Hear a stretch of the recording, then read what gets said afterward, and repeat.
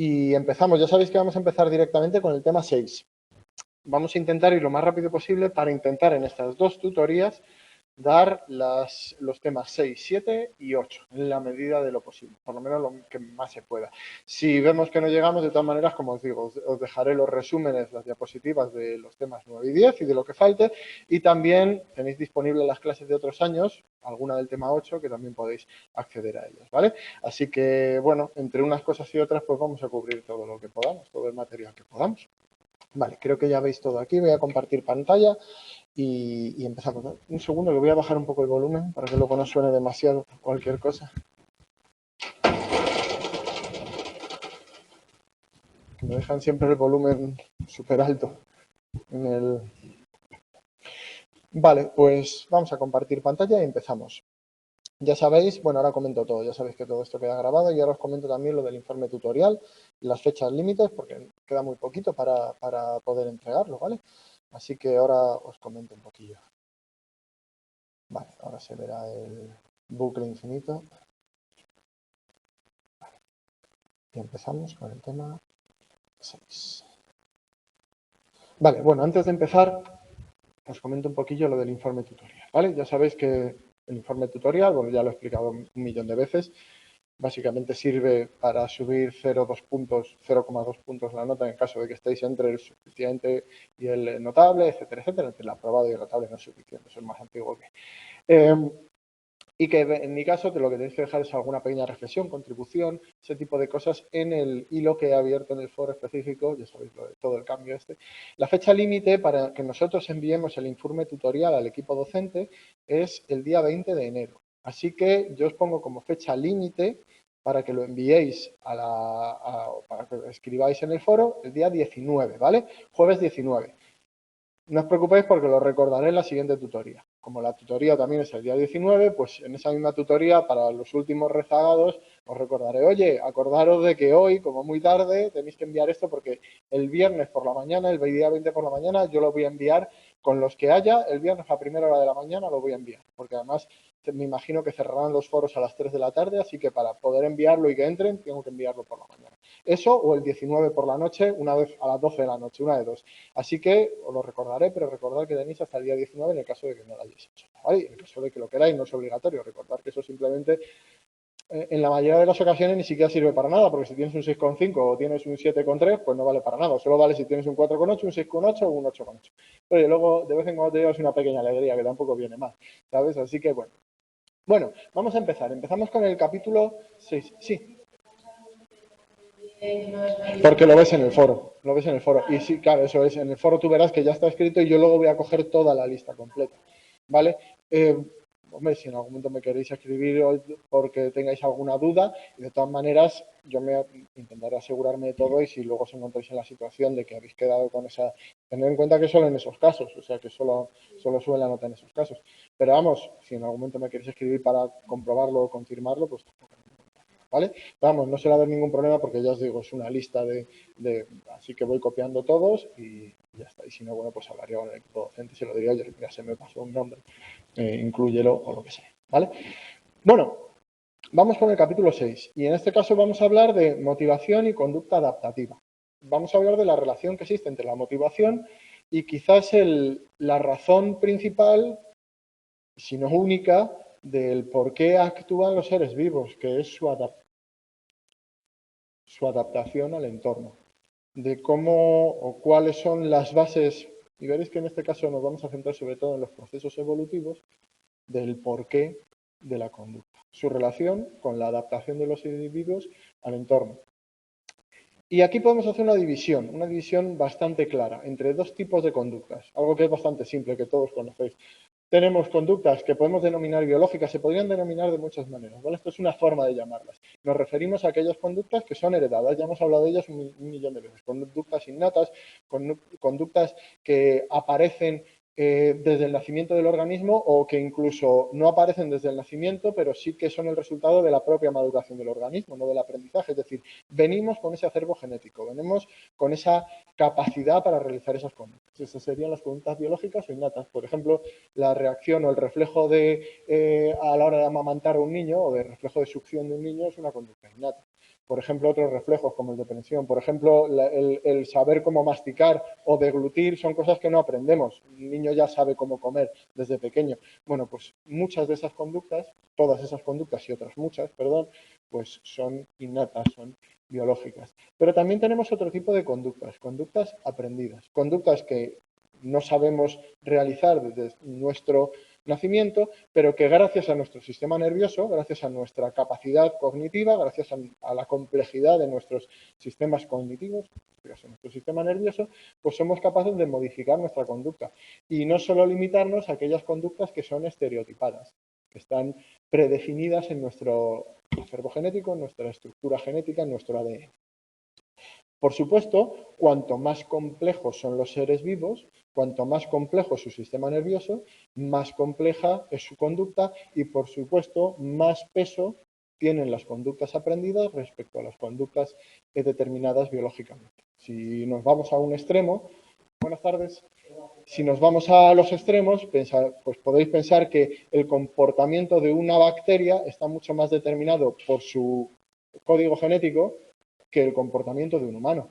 Porque aunque las estructuras que permiten esa variabilidad en el comportamiento también están determinadas genéticamente, esas estructuras que generan lo que permiten precisamente es la variabilidad y el cambio y la adaptación de la conducta. Así que cuanto más avanzamos en la escala evolutiva, mayor es la complejidad de la conducta y mayor variabilidad. Claro, sí. Está muy relacionado con ello porque aquí hablamos de conductas. Buenas tardes. Aquí hablamos de conductas y cuando hablábamos de motivos hablábamos de los porqués de esas conductas. Por supuesto, las conductas biológicas o determinadas biológicamente, la mayoría de esas conductas, por no decir todas, están determinadas por motivos biológicos, es decir, por la necesidad de satisfacer necesidades biológicas. Pero pensad que las conductas aprendidas también pueden servir para satisfacer necesidades biológicas. Por ejemplo, deglutir o comer o buscar comida, en el caso de los animales, el cazar puede ser una conducta determinada biológicamente, un instinto que permite realizar esa conducta. Pero ir a un McDonald's y pedir un McPollo no es una conducta determinada biológicamente, pero sí sirve para cumplir un propósito determinado biológicamente, que básicamente es comer y sobrevivir. Así que el hecho de que sean aprendidas no tiene por qué significar que no cumplan o que no satisfagan un motivo primario, un motivo innato, ¿vale? Simplemente son conductas que permiten una mayor variabilidad y satisfacer esos motivos con una mayor gama de capacidades y, por supuesto, permiten adaptarse al ambiente mucho mejor, porque si tú solo puedes actuar de manera estereotipada ante los estímulos, tu capacidad de adaptación al ambiente va a ser mucho menor. Si te cambian algo en el ambiente, pues ya la has liado. Si resulta que tú eres, imagínate, cualquier especie que sea cazadora y tienes una manera de cazar y unas especies que cazar, que se comportan además de una determinada manera. Y solo sabes cazar eso y solo sabes hacer eso porque está determinado biológicamente. Si hay un cambio en el ecosistema, esas especies desaparecen y aparecen otras con otras características, que a lo mejor son más pequeñas y se esconden, o que vuelan, pues te mueres de hambre. Pero, sin embargo, si eres capaz de aprender nuevas conductas y adaptar tu conducta a esas características del entorno, pues sobrevives. Básicamente esa es la razón de que tengamos cerebros grandes, porque nos han servido para sobrevivir. Si no, ¿para qué íbamos a tener este pedazo de cabezón que tenemos con una masa dentro delicadísima y que encima de eso es peor que un coche antiguo? Eso consume lo que no está en los escritos. Eso gasta energía, vamos, es un derroche de energía que no os podéis ni imaginar. Pues básicamente está ahí porque nos ha servido para sobrevivir. Bueno, en este tema nos vamos a centrar en algo que cambió el mundo en muchos aspectos y, por supuesto, también cambió la historia de la psicología y también la historia del estudio del comportamiento y de la motivación, que es la evolución, el origen de los seres vivos. Ya sabéis que hasta aproximadamente el siglo XVIII, la tendencia general y la asunción general, mejor dicho, era pensar que los seres humanos los seres humanos y todos los seres vivos, tenían una naturaleza divina, es decir, un Dios, cada uno que elija el de su religión, puso allí a los seres vivos tal y como son, cada uno con sus características, y en la cúspide, y eso es lo más importante para las religiones actuales y pasadas, los monoteístas en particular, en la cúspide puso al hombre. En el caso de la religión católica, pues a su imagen y semejanza. Hasta el siglo XVIII, básicamente, esto era Bueno, esto era la opinión general, básicamente porque en muchas ocasiones, si opinaba lo contrario, pues a lo mejor acababas en una hoguera. Así que era mejor, aunque tú creyeses otra cosa, pues decir eso. Algunos que contradijeron a la Iglesia en esos términos, pues acabaron chumascados en una hoguera. Así que, bueno, era mejor, aunque seguro que hubo gente que pensó que aquello no era así. Segurísimo. De hecho, el propio Anaximandro ya tenía algunas reflexiones sobre eso, muchísimo antes de todo esto. No fue hasta el siglo XVIII cuando empezaron también a relajarse un poco esas cortapisas religiosas y cuando empezó el auge de las ciencias naturales, cuando empezó a plantearse que quizás el origen de las especies, el origen de todos los seres vivos del planeta, no era un origen divino, sino que surgían y había la variedad que había por otras razones. Porque claro, uno puede pensar, cantidad de seres vivos y a todos se les ha ocurrido a Dios a todos tal y como son. Madre mía, la verdad es que merece la pena ser llamado Dios. Si ha sido capaz de hacer eso, lo ha hecho muy bien. Y ya sabéis que el primero que empezó a dudar de esa concepción y empezó a plantear una teoría alternativa sobre el origen de los seres vivos, no sé si el primero, pero sí desde luego el más famoso, porque os recuerdo que durante toda esta época el ambiente evolucionista no era una cuestión de una sola persona. Había un ambiente general en la ciencia que empezaba a encontrar pruebas de que aquella origen que se planteaba de los seres vivos como entidades únicas, fijas en el tiempo y que se comportaban de una determinada manera porque sus características habían sido puestas por, en este caso, una entidad superior, pues no parecía coincidir con las observaciones. Y el primero que propuso una sistematización o una teoría sobre cómo los seres vivos habían evolucionado, o por qué existía esa variabilidad en los seres vivos, esa gran cantidad de seres vivos y cómo se modificaban a lo largo del tiempo, pues fue Lamarck. Y Lamarck propuso tres cosas muy importantes, tres cosas fundamentales. En algunas se equivocó, pero fue un precursor muy importante. Es decir, Darwin no hubiese existido sin Lamarck antes, sin las ideas de Lamarck antes, aunque en algunas cosas se equivocase. En primer lugar, planteó que una manera de analizar las especies es a través de su complejidad. ¿Cómo de complejos son los seres vivos? Hay seres vivos unicelulares, hay seres vivos pluricelulares, hay seres vivos con estructuras y sistemas más complejos y otros menos complejos. Y que esa complejidad obedece a un principio que él denominó principio de perfección. Es decir, que todas las especies tienden hacia un principio elevado que él denominó principio de perfección, sea lo que eso sea. Lógicamente, ahí se equivocaba. Las especies no tienden hacia ninguna perfección. Básicamente lo que intentan las especies, ya sabéis que las especies no tienen voluntad, es un concepto que engloba a varios seres vivos, pero realmente no intentan nada. Esto ocurre porque ocurre, ya veremos por qué. Pero no van hacia ninguna perfección. No existe nada que se llame la perfección. Lo que hacen las especies es adaptarse al ambiente. Y lo que mejor se adapte al ambiente será lo que sobrevivirá y lo que no, no. Pero en ese aspecto, tan perfecto es una bacteria como un ser humano. Están al mismo nivel de perfección, el nivel de perfección que implica adaptarse al ambiente en el que ocurren. Y aquellas que no sobreviven, pues son las menos adaptadas y en ese sentido sí que son menos perfectas, porque bueno, no han sido capaces de adaptarse al entorno. Bueno, otra cosa importante, y aquí sí que tuvo una gran influencia y además sí que acertó, fue en pensar que todas las especies descienden de otras especies anteriores. Es decir, que todas tienen un ancestro común, cosa que es cierta. Toda la vida en la Tierra tiene un ancestro común. Todos los seres vivos, tanto marítimos como terrestres como del aire, todos los que os podéis imaginar, vienen del mismo ancestro común, un ancestro primordial que sería un conjunto de moléculas orgánicas que se organizaron en torno a una membrana que formó una célula y a partir de ahí, bueno, pues ya sabéis, todo este lío que tenemos montado en nuestro planeta. Bueno, ya hemos hablado del principio de perfección. Este sería lo que motivaba a los seres vivos o motivaba a las especies, aunque no toméis esto en el mismo sentido que la motivación psicológica. Sí. Yo quiero, ya que has hecho el esfuerzo de venir media hora antes para meter todo lo que puedas, no te equivoco, ¿vale? No me pasó, también para que preguntéis, esto también luego. Simplemente yo primero personalmente no creo en la teoría de la reversión.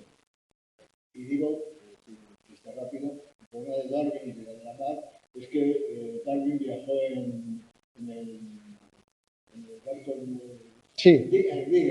Pero tenía que haber viajado en el de Doria. Yo creo que este hombre interpretó lo que en ese momento entendía que se podía producir. Pero yo creo que incluso ahora con lo que se llama el darwinismo, esa teoría, tanto la de Lamarck, que yo creo que es la que más comparto, dentro de que no comparto ninguna, no encaja porque no hay esos seres intermedios. O sea, de repente un animal no saltó al siguiente, un perro no saltó a otro.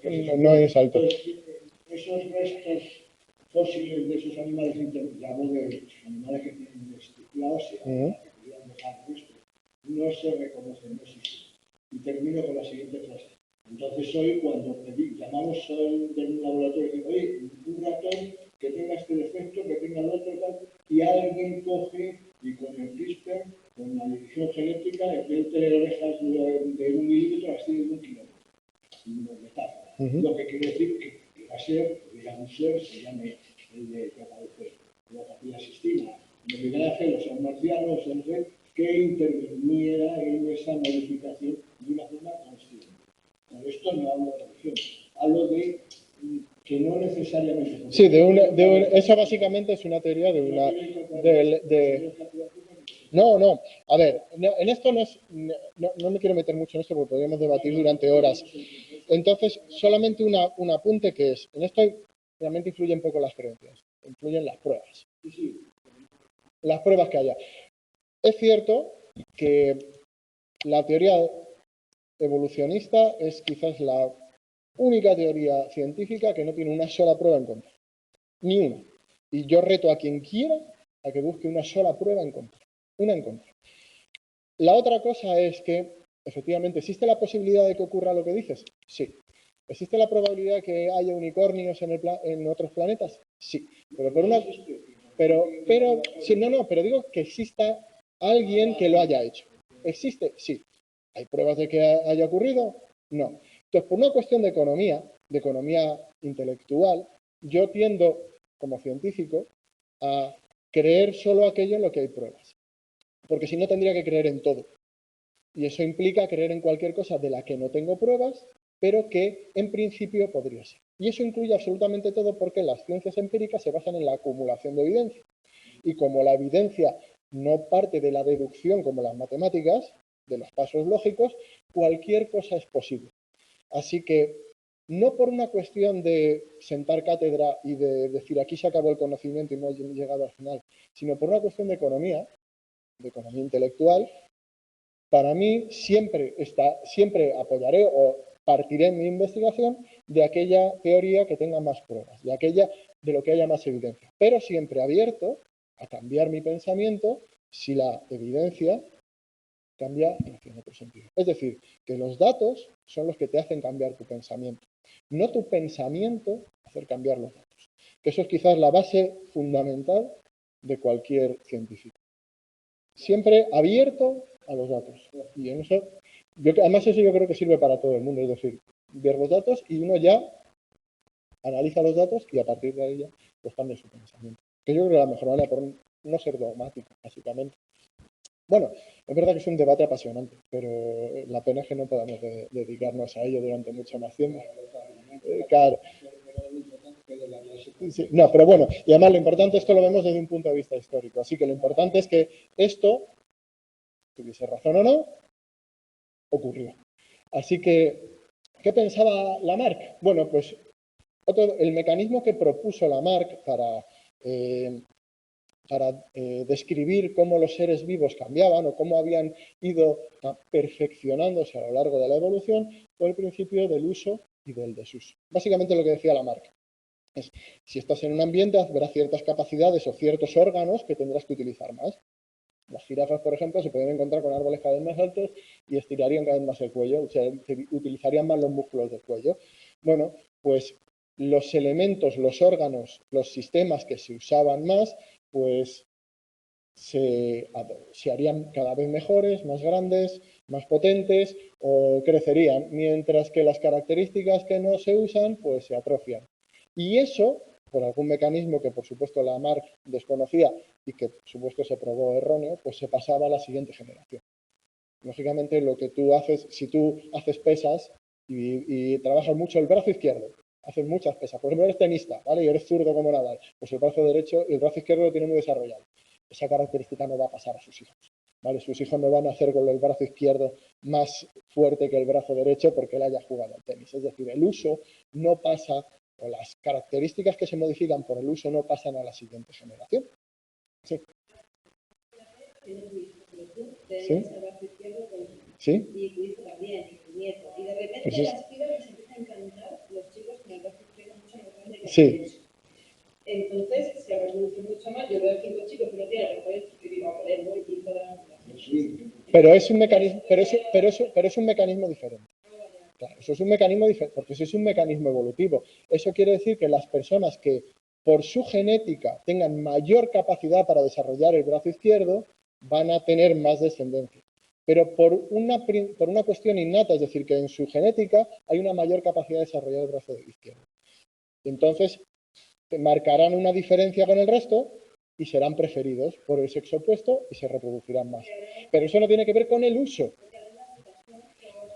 Claro, hay una pequeña mutación que entonces tiene una ventaja. Pero si todos son iguales genéticamente, eso será una cuestión cultural, todos trabajarán el brazo izquierdo y todos están en igualdad de condiciones. Luego no hay uno que tenga ventaja sobre los otros, porque eso no se pasa directamente, ¿vale? No Claro, eso también es una cuestión evolutiva. Eso tiene que ver, ya lo veréis en psicología evolutiva y en otras asignaturas, ¿vale? Porque también en estos temas nos podemos perder muchísimo, porque son muy interesantes y pensar en millones de años de evolución y de cambios genéticos y de cómo pueden afectar a la vida y a las características de todas las especies del planeta. Bueno, a esto que hemos discutido aquí o que hemos explicado, Lamarck lo denominó, o se denominó en su momento, la herencia de los caracteres adquiridos, porque los caracteres no venían con el sujeto, sino que se adquirían por el uso o desuso. Y esas características se transmitían y a partir de ese momento el más adaptado al ambiente por las características que había desarrollado era el que pasaba esas características a su descendencia y por tanto esas características tenían más posibilidades de sobrevivir, de pasarse a la siguiente generación y de que sobreviviesen a lo largo del tiempo o que se mantuviesen a lo largo del tiempo. Lógicamente, el principal problema que tiene la teoría de Lamarck es que es un mecanismo. Son dos. Uno, el impulso a la perfección, porque es algo que es básicamente indemostrable. Es decir, ¿qué significa la perfección? La perfección. De verdad, la perfección. Estoy tan acostumbrado a perfección que digo perfección. ¿Qué significa perfección? Y cómo funciona ese mecanismo, es decir, dónde está el modelo de perfecto que permite a los organismos evolucionar hacia ese modelo perfecto. Ese era el principal problema que tenía. Y Darwin, que fue un continuador de las ideas de Lamarck, de hecho, el famoso era Lamarck, y luego Darwin, pues le costó bastante que sus ideas se hiciesen, bueno, pues que cogiesen cierta relevancia en los círculos científicos. Fue a lo largo del tiempo, porque al principio, lógicamente, había una reacción bastante fuerte a sus ideas. ¿Por qué? Pues porque tenemos de mucha historia en la que la concepción sobre el origen de los seres vivos y de cómo era su paso por el planeta, pues era bastante diferente. Así que al principio hubo mucho, aunque ahora es prácticamente unánimemente aceptada en la comunidad científica, pues hubo bastantes problemas al inicio. Bueno, ¿qué es lo que dijo Darwin? Bueno, ya sabéis que Darwin básicamente desarrolló su teoría, como bien ha dicho él, a lo largo de sus viajes en un barco, donde pudo analizar diferentes especies y cómo afectaban, entre otras cosas, por ejemplo, pues el aislamiento geográfico y los parecidos y diferencias entre las diferentes especies. Por supuesto, pensad que Darwin no conocía la teoría genómica o genética de Mendel. Esto fue antes de eso. Luego llegó Mendel y dio una explicación a esto, pero Darwin no tenía ni idea. Darwin acertó sin el mecanismo que permitiría la evolución sin conocer realmente el mecanismo que lo permitía. Eso es una de las cosas bastante curiosas, porque él no sabía nada, luego llegó y me dijo, coño, pues es verdad, si luego tú mezclas esto y haces esto, cosa que los humanos llevamos haciendo toda la vida, porque llevamos mezclando animales y plantas toda la vida para hacer cambios genéticos en ella y que se adapten mejor al entorno. Cuando tú eres agricultor, ves la mazorca de maíz que te ha salido más gorda y más bonita y plantas todas iguales y las otras no las plantas. ¿Para qué? Para que las siguientes se hagan más gordas y bonitas. Si ves cómo eran las sandías hace 5.000 años, no eran sandías así. Eran sandías pequeñitas y no se parecían a nada. O las piñas, no sé si habéis visto. Ter tiene un. ¿Sabéis quién es Ter? El youtuber, una chica youtuber, tenéis que conocerla, segurísimo. Se llama Ter, Ter de Teresa, ¿vale? La tenéis en YouTube. Tiene un vídeo precisamente sobre la evolución de las frutas y de cómo eran antes y cómo han ido cambiando a lo largo de la evolución por los miles de años que han pasado cultivándola los seres humanos. Os aseguro que vais a sorprender de cómo eran las frutas originalmente y lo que son ahora. Y es simplemente una modificación genética a través de procesos de selección que son puramente humanos, que es lo que hace, igual que las razas de perros. Existen razas de perros básicamente porque este me gusta, pues este le dejo que críe, pero al otro no. Pues genes se van seleccionando. Bueno, la idea principal de Darwin, la que tuvo una influencia tremenda, no solamente en la propia biología y en las propias teorías evolucionistas, sino también en otras ciencias, en particular en la psicología, fue el hecho de que la vida para él y para todos los seres vivos es esencialmente adaptarse al entorno. Necesita sobrevivir, porque los seres que no están vivos no se reproducen ni pasan sus genes a la siguiente generación. Así que todos los seres vivos luchan por sobrevivir. Y los que sobreviven son los mejor adaptados, los que pueden conseguir comida, los que pueden conseguir individuos del sexo opuesto para reproducirse y tener descendencia. Bueno, así que todos los individuos, lógicamente, están motivados por sobrevivir, pero solo aquellos que tengan las mejores capacidades sobrevivirán más y tendrán una mayor probabilidad de tener descendencia. Esto es una cuestión de probabilidades, no es una cuestión de todo o nada. Es una cuestión de que ciertas características se mantienen porque hay una mayor probabilidad o una mayor frecuencia de descendencia con esas características. No porque el resto de características nunca vayan a pasar a la siguiente generación, pero sí que es como el COVID y los virus. Cuando hay una nueva variante que se adapta mejor al entorno, pues va ocupando poco a poco los espacios hasta que el resto quedan muy desplazadas y o desaparecen o quedan muy rápido. Básicamente es el mismo proceso, solo que a un humano le lleva cientos de miles de años, o a la mayoría de seres vivos, y a un virus que se reproduce a una velocidad, siempre que tenga acceso a la maquinaria celular, lógicamente de un ser vivo, se reproduce muy rápido, pues le lleva unos pocos meses o unas pocas semanas, porque hay una gran cantidad de colonias y de descendientes y de nuevas generaciones.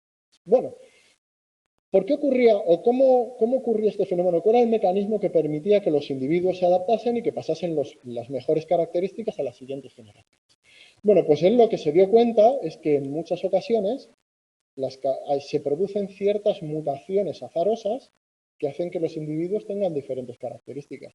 Lo podéis ver en todos vosotros, en todos nosotros. Ninguno de nosotros somos iguales, en parte por nuestro acervo genético y en parte porque se producen ciertas mutaciones aleatorias. El hecho de que tengamos ojos de diferentes colores es porque en un momento hubo una mutación que hizo que surgiesen ojos de otros colores.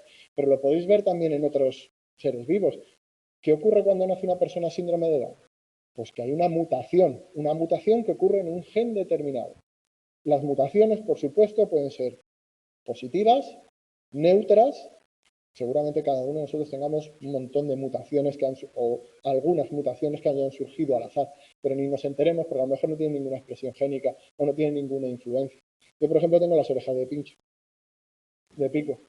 No es bueno ni malo. Sí, pero esto es una mutación que no tiene ningún efecto ni bueno, espero que no tenga ningún efecto ni bueno ni malo sobre la persona. Entonces la mayoría son neutros. No tiene nadie. Esa es la cuestión, porque mis padres no lo tienen y mis abuelos tampoco, así que habrá sido pues alguna mutación específica. Hay más casos en el mundo, es decir, pero que en este caso pues seguramente haya sido aleatorio, un gen repetido, ¿sabes? Puede ser de todo, puede ser de todo. La cuestión es que se producen esas mutaciones, igual que en los virus, de repente se produce una mutación que hace que se extienda mejor, pero que a la vez, por ejemplo, sea menos virulento o provoque menos muertes. Eso hace que se adapte mejor. ¿Por qué? Porque si tú eres un virus necesitas un ser vivo para vivir, pero si te cargas al ser vivo, pues va a ser bastante difícil que tú sobrevivas. Así que si es más fácil que te contagies y a la vez matas menos, pues perfecto, todos sobrevivimos, yo tengo un ser vivo donde estar, me puedo expandir más, así que esa mutación se va a expandir. Es decir, que de vez en cuando... Genética, encaja aquí en algo. La epigenética, pues yo no soy un experto en epigenética, si te digo la verdad.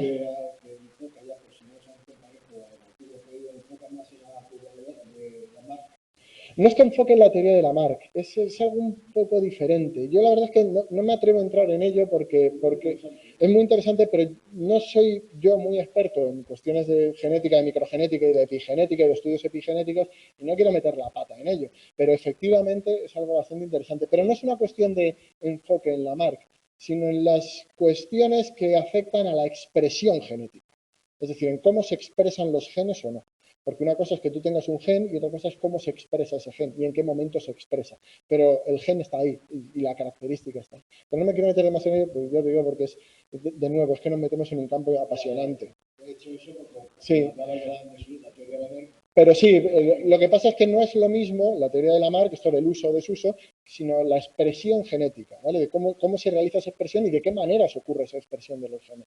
Porque no en todo el mundo se expresan, tú tienes un acervo genético, pero no siempre se expresa de la misma manera. Una cosa es lo que tengas y otra cosa es que, y además hay veces genes que compiten o diferentes combinaciones de genes. Bueno, hay una rama de la ciencia que es epigenética que se dedica a todo esto, que desde luego es apasionante. Bueno, pues cómo se producen mutaciones al azar, aquellas que sean beneficiosas para el organismo, para la especie, pues sobrevivirán o tendrán, los seres vivos tendrán más oportunidades de sobrevivir y cuando uno tiene más oportunidades de sobrevivir o sobrevive más tiempo, pues también tiene más oportunidades de reproducirse. Como tiene más oportunidades de reproducirse, más oportunidades de que esos genes pasen a la siguiente generación y que tengas más descendientes y por tanto tu descendencia y por tanto tus genes vayan ocupando todo el espacio y relegando a un segundo plano a otros genes que, bueno, pues que tenían una menor adaptación al entorno. Y si eso se va repitiendo de manera muy lenta durante muchas generaciones, decenas, cientos, miles, millones de años, pues da lugar a cosas como los ojos humanos o las alas de los pájaros, que no son más que pequeñas evoluciones incrementales, no cambios bruscos. Es decir, no penséis en que un ojo humano surge de un día para otro ¡plop! Y sale, sino que ciertas estructuras, que además se van viendo los diferentes seres vivos, van haciéndose cada vez más complejas a través simplemente de pequeñas mutaciones aleatorias que van haciendo que sean mejores. Por eso es tan lenta también la evolución, porque necesita que surjan esas pequeñas mutaciones y que vayan. Luego hay selecciones dirigidas, los humanos lo hacemos a menudo, o sea, y aceleramos. De hecho, los científicos trabajan con la Drosophila melanogaster y son capaces de hacer mutaciones genéticas y cambios en muy poquito tiempo porque hay un millón de generaciones. Pero bueno, lo hemos hecho durante toda nuestra existencia. Tenemos mucha capacidad, no solamente moderna, sino antigua, para modificar la genética de otros seres. Lo hemos hecho con los perros, con la agricultura, con un montón de cosas. Bueno, pues esto básicamente es la teoría más ampliamente aceptada sobre el origen de los seres vivos y de cuál es el mecanismo que permite la evolución y el cambio de los seres vivos en la actualidad, y lo es desde finales del siglo XIX aproximadamente, quizás la aceptación fue un poco más tardía, pero por ahí. Ya tenemos el contexto. El contexto es este. Fijaros lo importante que es. Esto cambió el mundo, ¿vale? Esto fue una revolución tremenda para el mundo. En la antigüedad nos sacaron del centro del universo. Éramos el centro del universo y todo giraba alrededor de nosotros.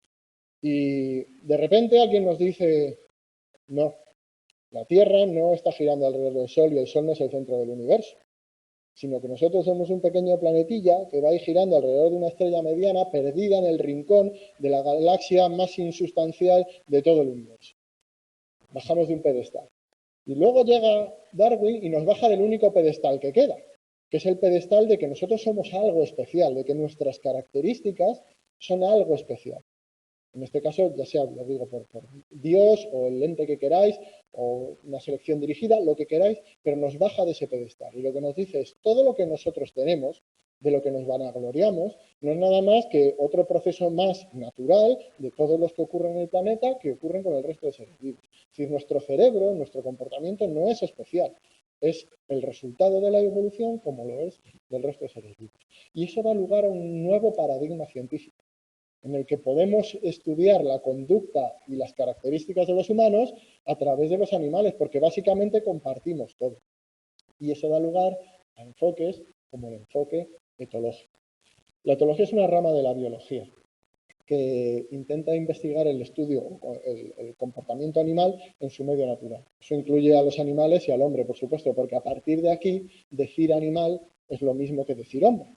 Y decir hombre es lo mismo que decir animal. Somos un animal, una especie más en el planeta. Bueno, ¿qué es lo que preocupaba, sobre todo, desde el punto de vista de lo que nos interesa en este caso, que es la motivación, a los etólogos? Pues la distinción entre aquellas conductas que son innatas, que vienen determinadas genéticamente, y aquellas que son adquiridas, aquellas que aprendemos a lo largo de nuestra vida. O también aquellas que son innatas, pero que evolucionan o que solo aparecen en un momento evolutivo determinado. ¿Vale? También veremos algo sobre esto.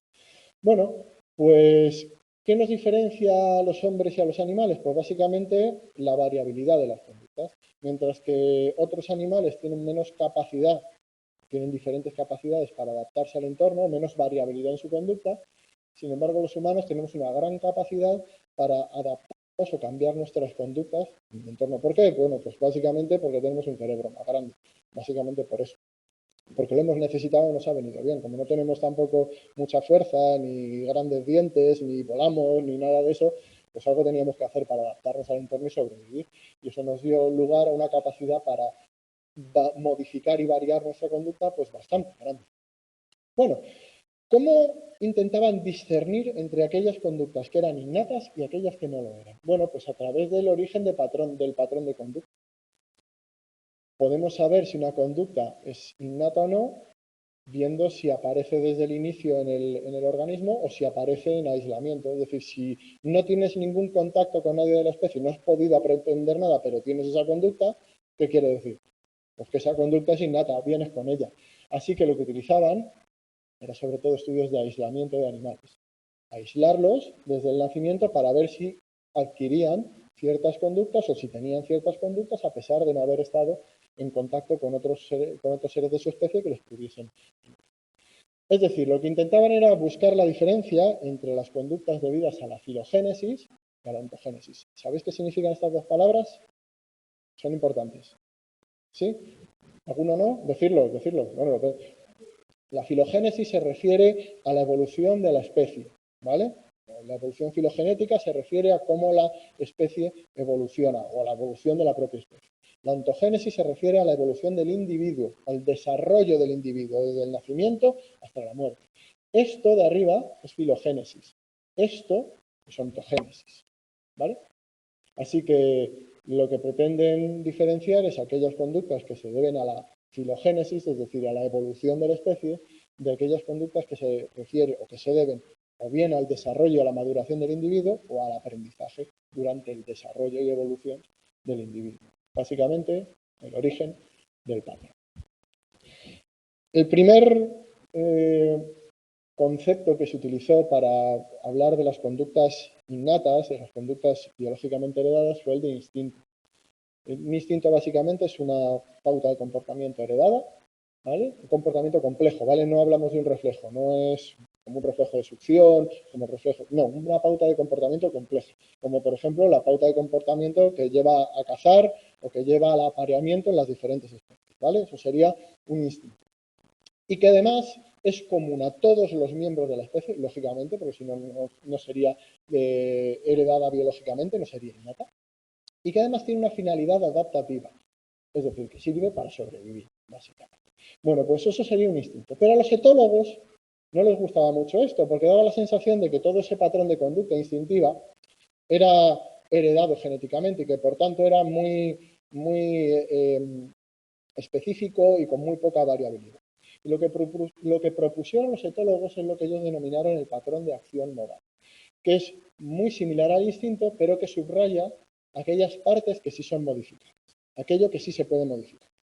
y que tiene estas partes que veis aquí. ¿Cómo empieza una conducta instintiva? Pues a través de un desequilibrio homeostático. Tengo hambre, voy a casa, ¿vale? Así que empieza con un desequilibrio. Tengo hambre. Esto provoca un aumento, esto ya lo hemos visto en los primeros temas, provoca un aumento de la, podemos llamarlo energía, o del arousal, o como lo queráis llamar, que hace que tengamos el ímpetu, o el animal tenga el ímpetu de actuar. Es decir, se genera cierto nivel de energía. Y ante la presencia de estímulos concretos, un estímulo índice, una presa en este caso, es entonces cuando se produce la conducta instintiva de caza. Sí. Ahí vamos. Y el reflejo, dices. Si son diferentes por el... Y ahora lo vas a ver muy claramente. Un reflejo es algo que se produce de manera automática y siempre exactamente igual. ¿Vale? En este caso, que sería el patrón de acción modal, y por eso crean este término diferente al instinto, para subrayar que todo esto es modificable, lo que dicen los etólogos es que lo único que es innato y que no se puede modificar es lo que ellos llaman mecanismo desencadenador innato. Es decir, que cuando ves a una presa y tienes hambre, se desencadena el comportamiento.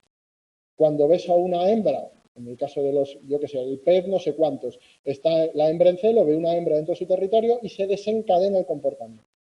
Pero tanto lo que ocurre antes, es decir, cómo afecta la desregulación o la necesidad fisiológica, como la conducta que se realiza, no son inamovibles, sí que pueden modificarse. No son reflejos. Esto no es una conducta refleja. La conducta del león a la hora de cazar puede tener muchas variaciones en función del ambiente en el que esté. Y estamos hablando de un león, pero podemos hablar de un humano, porque cómo te comportas tú ante la sensación de hambre va a depender de la situación en la que estés y de lo que hayas aprendido sobre tu entorno. Lo único que hay innato en eso es que cuando tú tienes hambre y puede haber, ya sea a la vista o en la cercanía cognitiva, un estímulo que te permita eliminar ese hambre, vas a actuar. Es decir, hay un mecanismo desencadenador. Si tienes hambre, quieres comer. Eso es innato. Pero, ¿cómo vas a acceder a la comida? Puedes hacerlo de mismas maneras. No es un reflejo. Puede ver, por ejemplo, como lo que es el instinto sería estímulo-respuesta inmediato y esto sería estímulo... No, estímulo-respuesta no tiene por qué ser reflejo, ¿vale? También es una conducta, de hecho ahora vamos a ver algo sobre esto, ¿no? Lo que tiene que ver con, o lo que es un reflejo es una conducta que no puede controlarse. Por ejemplo, si tú ves comida y salivas, tú no puedes controlar esa salivación, ni puedes modificar sus parámetros. Ocurre de la manera que ocurre y no se puede hacer nada. Puede que ocurra esa salivación ante otros estímulos, pero la conducta, la salivación, no se puede modificar, ¿vale? Eso es un reflejo. Por ejemplo, que tú a un niño pequeño le pongas el dedo en la mano, va a cerrar la mano. Y eso es una conducta inmodificable, eso es un reflejo, por eso se llama reflejo, porque no se puede modificar. Pero si tú tienes hambre y ves 10 restaurantes, vas a elegir a cuál vas. Y lo mismo estás esperando a alguien, así que, aunque tienes hambre, en vez de desencadenarse una conducta de manera automática y empezar a coger toda la comida que veas, te vas a esperar a que llegue porque estás esperando a alguien para comer. ¿Vale? Eso sería. Esto es lo que se llama el modelo de energía de Lorentz y Timberlake. Básicamente lo que ocurre es que lo que conseguimos es que haya como una especie de presa hidráulica. Se va acumulando energía debido a una necesidad, esa energía se libera para realizar la conducta, lo que vuelve a obtener el equilibrio. ¿Vale? ¿Qué características tiene el patrón de acción modal? Bueno, pues aquí tenéis algunas de ellas. Básicamente es una conducta que está biológicamente determinada. Solamente el patrón de acción modal, ojo, luego hay variaciones. Es decir, que son estereotipadas, pero hay cierta flexibilidad en la educación, en la ejecución, perdón. Hay partes que son innatas y que ocurren en todos, por eso son comunes a toda la especie, pero luego hay cierta variabilidad. Y la forma en que se desencadena pues varía en función de las circunstancias, del contexto, situaciones.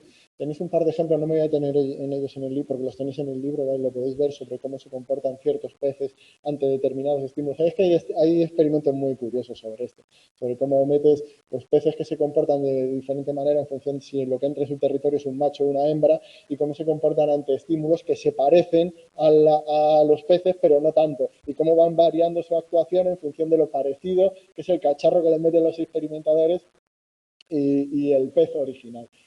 Bueno, pues esos serían los diferentes estímulos índices.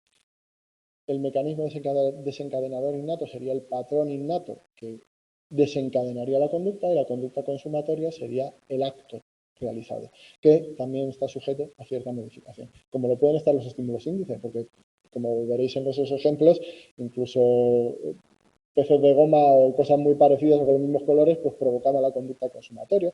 Es que no es un reflejo, y que no todo está determinado genéticamente, sino que solo una parte concreta, que es lo que lleva a realizar la conducta. Como veis, esto ya lo hemos hablado, patrón de acción modal y reflejo pues tienen diferencias bastante importantes, sobre todo a la hora de cómo se realiza la conducta consumatoria y el tipo de conducta que es. Los reflejos sí que serían mucho más estereotipados y específicos.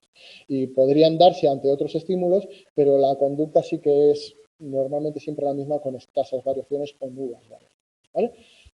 Otro de los ejemplos típicos de conducta estudiados desde la etología es lo que se denomina troquelado. Esto lo conocéis todos seguro, ¿verdad? Es la típica conducta, ¿sabéis quién es este, no? Lorenz. Este es Lorenz, que estudió la conducta de troquelado, y estos son patitos que le siguen, ¿vale? Claro, ese es el fenómeno de impronta. El troquelado es el hecho de que existen ciertos aprendizajes que ocurren en un momento evolutivo determinado. Es decir, son innatos, pero no aparecen desde el nacimiento, porque necesitan de un momento evolutivo dentro de la evolución del propio individuo, dentro de la ontogénesis del individuo, para poder aparecer. Un periodo crítico, efectivamente, así es como se llama, periodo crítico. Es decir, que se adquieren en una determinada fase y si no se han adquirido en esa determinada fase, ya no aparecen. Por ejemplo, la impronta, la preferencia sexual por la especie, ojo, no por el género dentro de la especie, sino por la especie.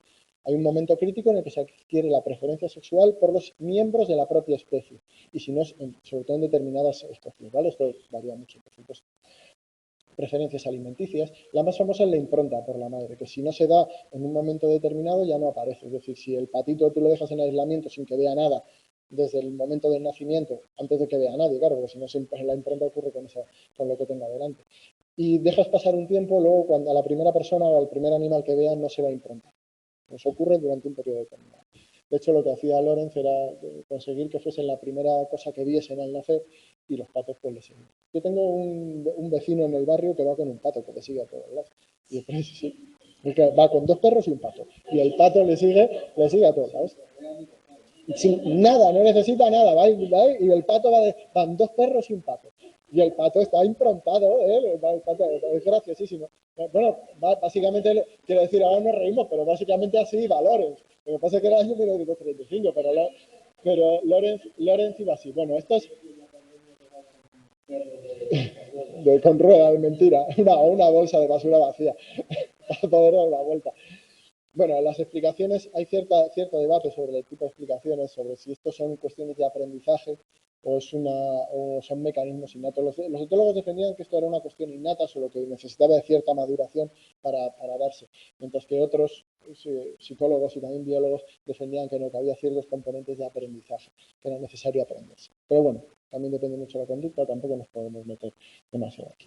Y pasamos a los humanos, porque claro, ahora que hemos bajado del pedestal, ahora los instintos también van a explicar nuestra conducta, porque como estamos sometidos a los mismos procesos que el resto de animales, pues si los instintos explican la conducta animal, pues también explicarán la conducta humana. Y fue McDougall el primero el que desarrolló una teoría sobre los instintos y cómo los instintos son la fuerza motivacional de la conducta, tanto animal como humana. Y para él el instinto, en los humanos, era algo así, una especie de fuente irracional, apremiante, como una especie de necesidad de realizar algún tipo de conducta y que motivaba, por tanto, la conducta. Esto era su componente objetivo, como cuando uno tiene hambre, tiene esa necesidad y ese ímpetu por comer, ¿vale? Eso sería, si lo pensáis sobre vosotros mismos, veréis que hay situaciones en las que uno no sabe cómo, pero tiene una fuerza que le impulsa a hacer algo, porque tiene una necesidad concreta. Bueno, pero además también tiene una componente subjetivo, un componente emocional y subjetivo. Esa sensación de ir hacia una meta, o de dirigirse hacia una meta y que además le hace sentir a uno de una determinada manera. Cuando uno tiene hambre, un sentimiento va asociado tanto al hambre como a la consecución de la comida y por tanto a la reducción.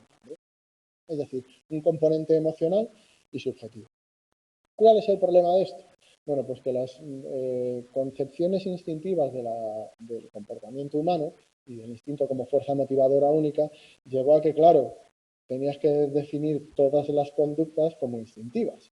Así que terminaron con una lista, pues que algunas hasta de 6.000 instintos diferentes. Todo era un instinto. Claro, como tenías que explicar toda la conducta con esto, pues todo eran instintos. Y además, es que además era difícil de explicar, claro, porque ¿cómo sabías que era algún instinto? Bueno, esa conducta, si ocurre esa conducta, tendrá que ser un instinto ya, pero ¿cómo sabes que es un instinto? Bueno, pues porque está la conducta. Pero, es decir, al final era una explicación circular. No salía de ese círculo vicioso de explicación, no sabían cómo explicarlo. Básicamente, el instinto explicaba la conducta y la conducta explicaba el instinto.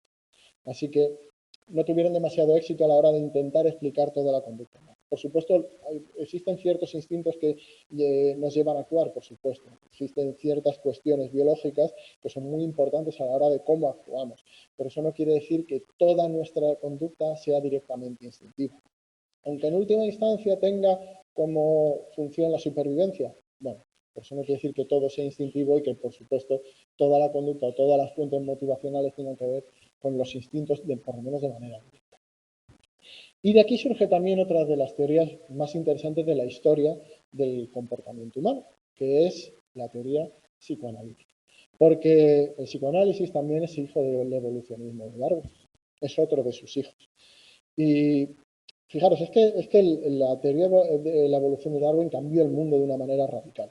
Cambió el pensamiento de los científicos y de la sociedad en general, que empezaron a encontrarse con que el comportamiento humano podía ser explicado a través de las reglas naturales, de las reglas de la ciencia natural, no de otros mecanismos que no podíamos comprender. Así que todo el mundo se aventuró a explicar el comportamiento a través de esas reglas naturales, de la experimentación y de los mismos fenómenos que podían explicar la conducta de los animales.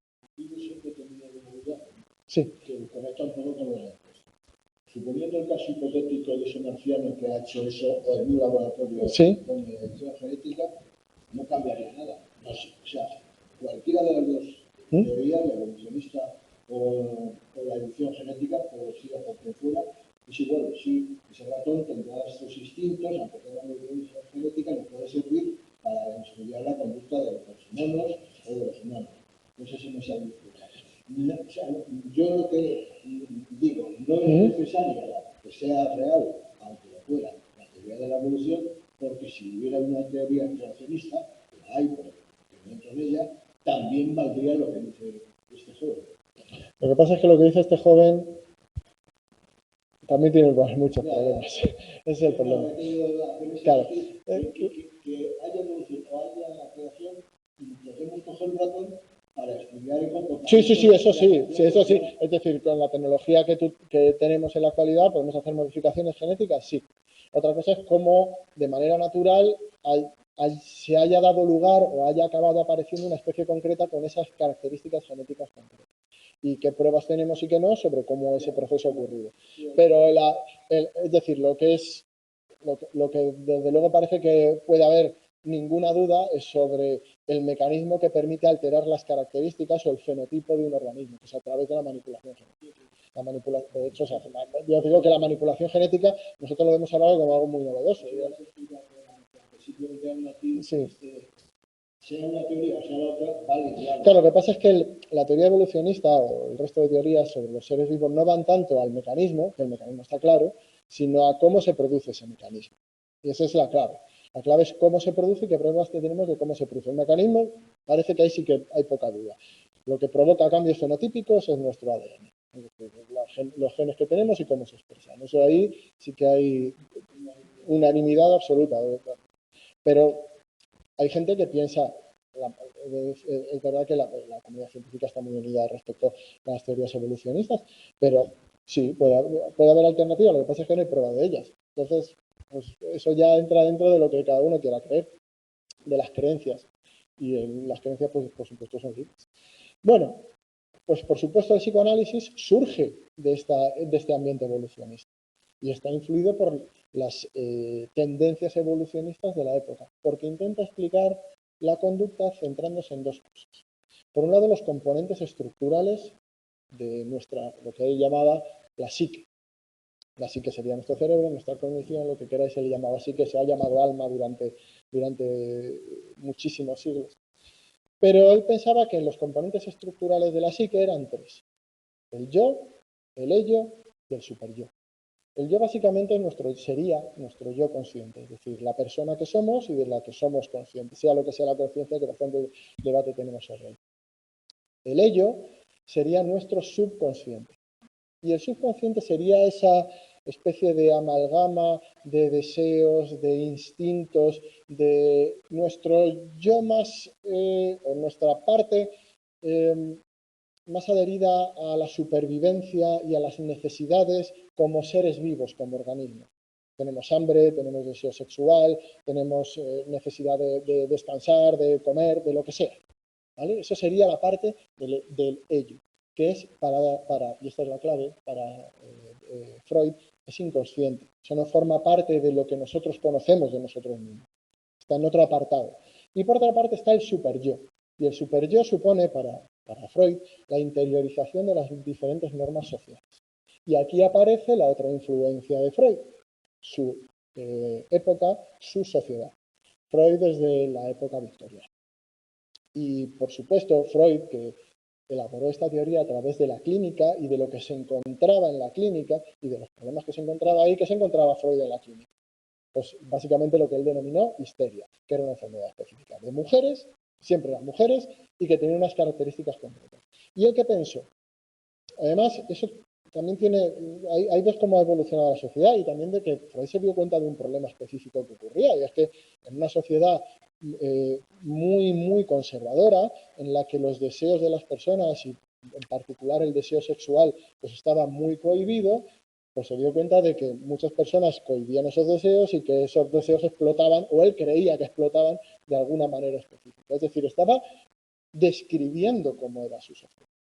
Porque lo que decía Freud es que nuestro yo tenía que lidiar entre las pulsiones y las necesidades del ello, es decir, de lo que somos como humanos, como animales, y aquellas reglas que hemos interiorizado en nuestra sociedad. Y que del conflicto entre ambas, que somos nosotros los que tenemos que gestionar, surgían los problemas psicológicos, en este caso lo que él denominaba histeria, y bueno, todo este cúmulo de cosas. De ahí surge su teoría, y bueno, luego es mucho más amplia. La gente que sepa de esto, pues, o si queréis estáis interesados en ello, pues hay un montón de libros sobre ello. Por supuesto, es una teoría que está muy desterrada de la psicología científica y que está confinada en otros ámbitos, sobre todo de la medicina y sobre todo en Sudamérica. Sobre todo en Argentina, por ejemplo, hay una gran comunidad. En Estados Unidos también hay cierta comunidad psicoanalítica. Pero de la psicología científica y de las facultades, pues está bastante desterrada. Ha quedado pues como una cosa importante desde el punto de vista histórico, porque ha tenido mucha importancia histórica. De hecho, Freud se reunió una vez con William James, psicólogo, uno de los padres fundadores de la psicología. Esto me lo contaba hace poco un compañero, os lo cuento porque me hizo mucha gracia. Es que iban paseando y William James y Freud, y no tiene nada que ver con esto, básicamente es que iban paseando los dos y William James se frenó y le dijo: vaya usted andando, señor Freud, porque creo que me está dando una angina de pecho. Y se quedó allí sentado. A la semana murió de William James. Freud, que iba con su saco de cocaína, pues se fue tan tranquilo sin inmutarse. Sí, claro. Sobre todo, Freud lo curioso es que a Freud le mató el tabaco, no la cocaína. Eso es lo curioso, murió de un cáncer. Freud, todo, con más que un caballo. No, sí, pero una barbaridad. De hecho, la popularizó mucho ello. Además, de todas maneras hay que ver el contexto, ¿vale? Porque en la época de Freud la cocaína era un compuesto que nació como un medicamento, igual que la heroína. La heroína era un medicamento, creado por Bayer, por cierto. Lo que pasa es que los efectos secundarios que producía pues hicieron que tuviese que prohibirse enseguida porque producía una adicción tremenda. Este científico llevaban a sus estudiantes incluso a probar cocaína en las sociedades de medias también. Pero, sí, pero digo, esto nos suena ahora muy raro, pero las anfetaminas, derivados muy parecidos a la cocaína, eran legales en España, pues mi padre las tomaba para estudiar.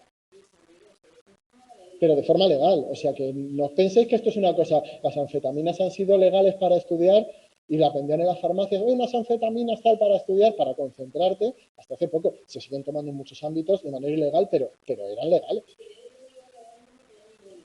Sí, claro, les ponían, pues igual que la cocaína en su momento también, y de hecho es uno de los usos que tiene en muchos ámbitos de trabajo, de muchas horas de trabajo.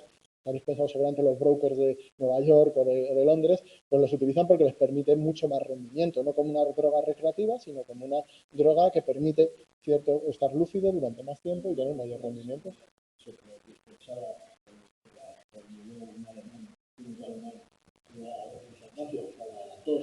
Sí.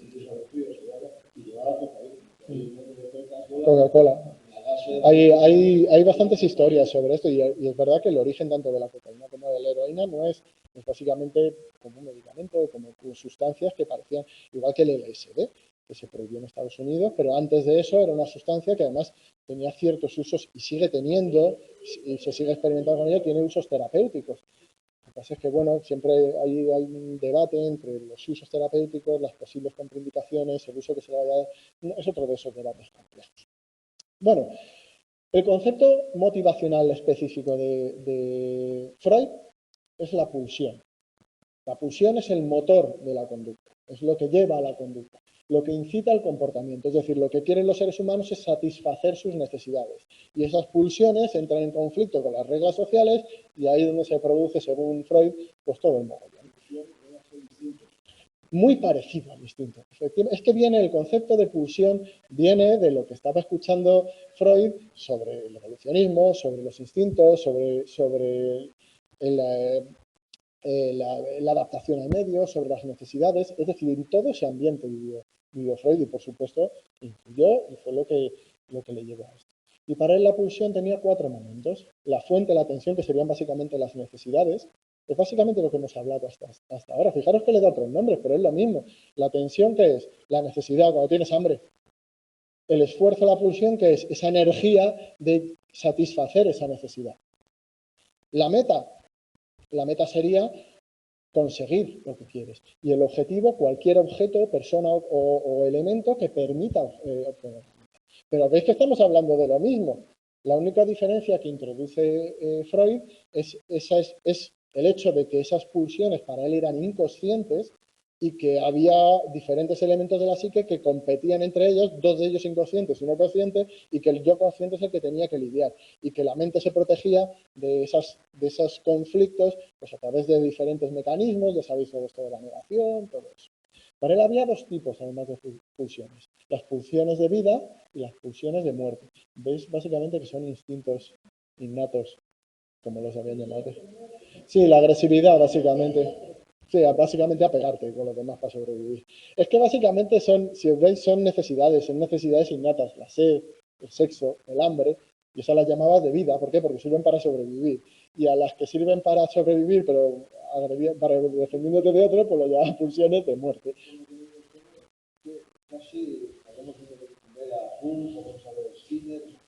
Sí, lo que pasa es que introdujo como siempre el problema no son los conceptos, sino el mecanismo. Y el mecanismo que él introdujo de explicación, pues tenía muchos problemas. Problemas a la hora de demostrarlo y también problemas a la hora de que la evidencia experimental no le daba la razón.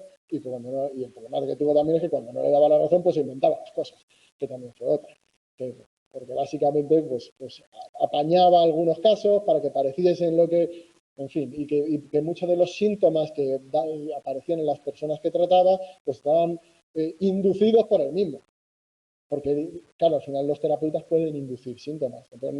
Es uno de los grandes problemas en la terapia, cómo tú induces síntomas. Igual que en un juicio es un gran problema cómo a través de las preguntas la policía puede inducir los testimonios de los testigos o a través de las diferentes formas en que se los entrevista o se los interroga. Esto es una parte de la memoria, lo vais a ver, os va a gustar mucho, en la que se lleva mucho tiempo trabajando, psicología, no solo en psicología jurídica, sino en psicología de la memoria, que también os va a gustar, ya lo veréis.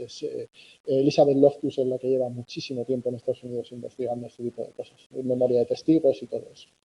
Bueno, no nos vamos de ahí. Sí. De las facultades de psicología. De las facultades de la psicología científica. Fuera de las facultades de psicología hay más cosas. Y una de ellas, y en muchas facultades de medicina y muchos médicos siguen estudiando, es las escuelas o academias psicoanalíticas, pero que están fuera de los cauces legales.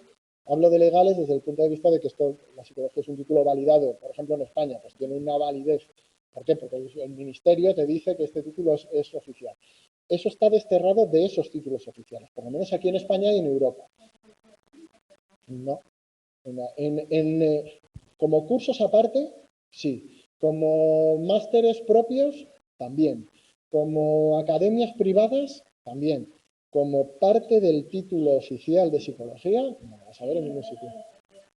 No, además, no. Bueno, eso es otro problema. Cuando uno se gradúa, o se licencia, o tiene su máster, uno tiene unas obligaciones. Y esas obligaciones son tratar, igual que los médicos, tienes que tratar de la mejor manera posible. Y eso implica utilizar procedimientos basados en la evidencia.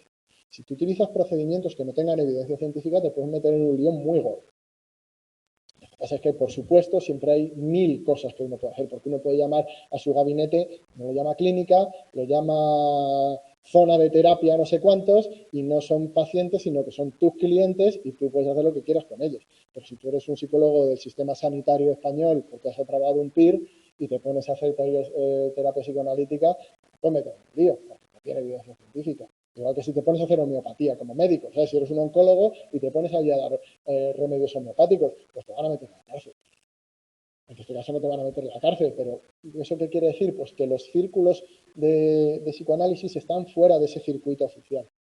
Las terapias que se utilizan para pacientes, sobre todo en la clínica, que es cuando realmente tienes una obligación legal porque tienes pacientes que necesitan de tus servicios profesionales, pues están fuera de ese ámbito.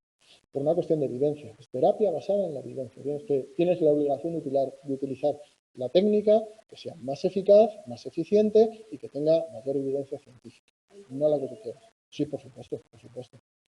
Y de hecho, para eso tiene que velar el Colegio Oficial de Psicólogos, para que se utilicen terapias basadas en la evidencia y las que son más eficaces para tú, si tienes una depresión, no puedes utilizar lo que tú quieras simplemente porque tengas esa orientación psicológica. Es que yo vi una vez la terapia de las constelaciones y me ha gustado mucho y a mí me parece que es muy bonita y no.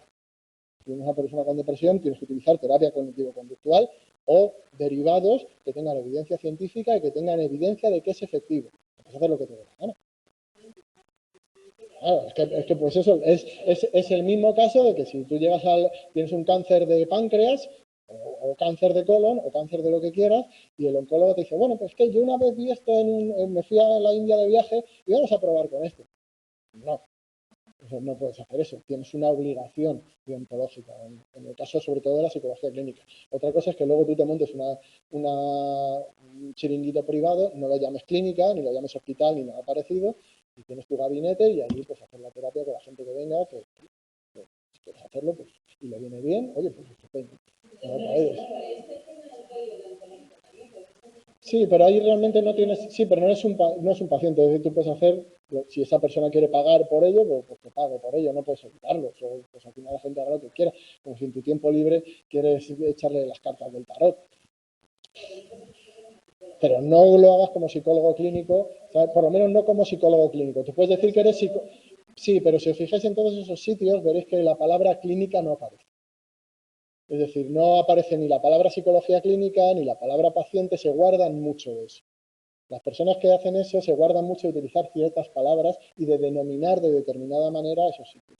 Que si tú te fijas bien, nunca son clínicas, no están autorizadas por nadie, básicamente son sitios o centros o gabinetes, si quieres, lo pueden llamar de muchas maneras. Cuando hay una clínica de psicología, cuando utilizan la palabra psicólogo clínico, es cuando tienes ciertas obligaciones y además tienes que tener un título para hacerlo, en este caso el máster oficial, el PIR, para ejercer en la salud. ¿Vale? O sea que ahí que por supuesto, hay que respetar el código deontológico. Y luego, de manera privada, es verdad que cada uno puede hacer lo que le dé la gana y si la gente le paga, pues oye, pues mira, que te paguen. Igual que cuando hay un homeópata, pues la gente le paga, pues ¿qué le vas a hacer? Además, cuando ese homeópata te dice que no sigas el tratamiento del oncólogo, pues ahí hay un problema. Por supuesto, ahí se está saltando la ley y eso es un problemón. Pero si la persona en su tiempo libre, aparte de su tratamiento, quiere ir al homeópata porque cree que le va a curar, pues ¿qué le vas a hacer? Pues que vaya. ¿Qué vas a hacer? ¿Qué vas a hacer? No va a valer para nada, pero si la persona le quiere pagar, Otra cosa es que influya de manera negativa o haga algo para que deje su tratamiento o que desde la propia institución se fomenten ese tipo de prácticas. Eso sí que ya roza o es delictivo, ¿vale? Bueno, ya hemos comentado mucho sobre Watson y su revolución conductista. Este ambiente de la psicología preconductista, Freud era uno de ellos, pero Freud realmente ni siquiera era psicólogo, él partía más de la medicina. Pero William James y todos los psicólogos, William James ya tiraba un poquito hacia esto, pero todos los psicólogos de la primera psicología, William Wundt, que estaban más centrados en cuestiones mentales y en la estructura y los procesos de la mente. Y recordáis que llegó Watson y dio un vuelco a la psicología diciendo que la psicología debería ser la ciencia del comportamiento y que debería centrarse solamente en aquellos procesos que son observables, que son medibles, cuantificables y por tanto susceptibles de una explicación científica, igual que el resto de ciencias naturales. Y eso cambió la psicología para siempre, porque esto sigue siendo el paradigma que nosotros aplicamos en la actualidad. Que hayamos añadido cuestiones cognitivas no quiere decir que nos hayamos separado de las cuestiones metodológicas, porque si hemos añadido esas cuestiones cognitivas es porque tenemos las herramientas para medirlas y hacerlas científicas, pero en esta época no las teníamos. Ahora tenemos esas herramientas y tenemos la capacidad para estudiar lo que ocurre dentro del cerebro y en nuestra mente o como bajo una hipótesis como es el procesamiento de la información, gracias entre otras cosas al desarrollo de la informática y de las ciencias del procesamiento de la información. Bueno, para Watson ya sabéis cómo funciona esto, ¿no? Cualquier conducta puede descomponerse en dos cosas, o hay dos tipos de conducta. La que tiene que ver con reflejos que han sido aprendidos, vaya contradicción, ¿no? Reflejos aprendidos, ¿no? Porque nos referimos a aquellas asociaciones que hacen que nos comportemos de una manera refleja ante otros estímulos, básicamente el condicionamiento clásico. Cuando asocias un estímulo a otro y por tanto la respuesta refleja se da ante un estímulo que no se daba en origen, como los perros de Pavlov. Y la historia de premios y castigos. Y esto es, si lo primero era condicionamiento clásico, esto es condicionamiento operante. Básicamente resumía los dos procesos de modificación de conducta o de razones por las que se actúa en condicionamiento clásico y condicionamiento operante. Y lo importante era buscar las variables objetivas en el ambiente, es decir, en el mundo externo, no en lo que puede ocurrir dentro de la cabeza, que permitan controlar esa conducta. Porque ya sabéis que el objetivo de cualquier ciencia es explicar y predecir, describir, explicar, predecir y controlar los fenómenos. El objetivo de la física es describir, explicar, predecir y controlar, si se puede, los fenómenos de la naturaleza, las fuerzas de la naturaleza. A nivel atómico, si queréis, a nivel microscópico. La de la psicología, que es eso mismo, pero para la conducta. Bueno, ¿qué tenemos? Esto lo vais a ver con mucho más detenimiento en psicología del aprendizaje. Vamos a pasar un poquito para que conozcáis todo. Ya sabéis que en el condicionamiento clásico, que fue desarrollado por Pavlov, consiste... ¿Por qué es importante esto, por cierto? Pues porque ya hemos visto que para los psicólogos del aprendizaje lo que motiva la conducta está en el ambiente, en la asociación entre los diferentes estímulos. ¿Por qué realizamos una conducta? Porque ante la presencia de un estímulo lo hemos asociado con otro que sí que provocaba de manera innata esa conducta y por tanto nosotros actuamos para conseguir o porque ese estímulo indica la presencia del otro que sí lo provoca. Vamos a explicarlo con eso. Bueno, ya sabéis quién es Pavlov, ya sabéis qué es lo que hacía, lo hemos explicado, ¿no? Si no, lo digo muy rápidamente. Ya sabéis que Pavlov trabajaba con perros, él era fisiólogo, se dedicaba a otras cosas y básicamente estudiaba los flujos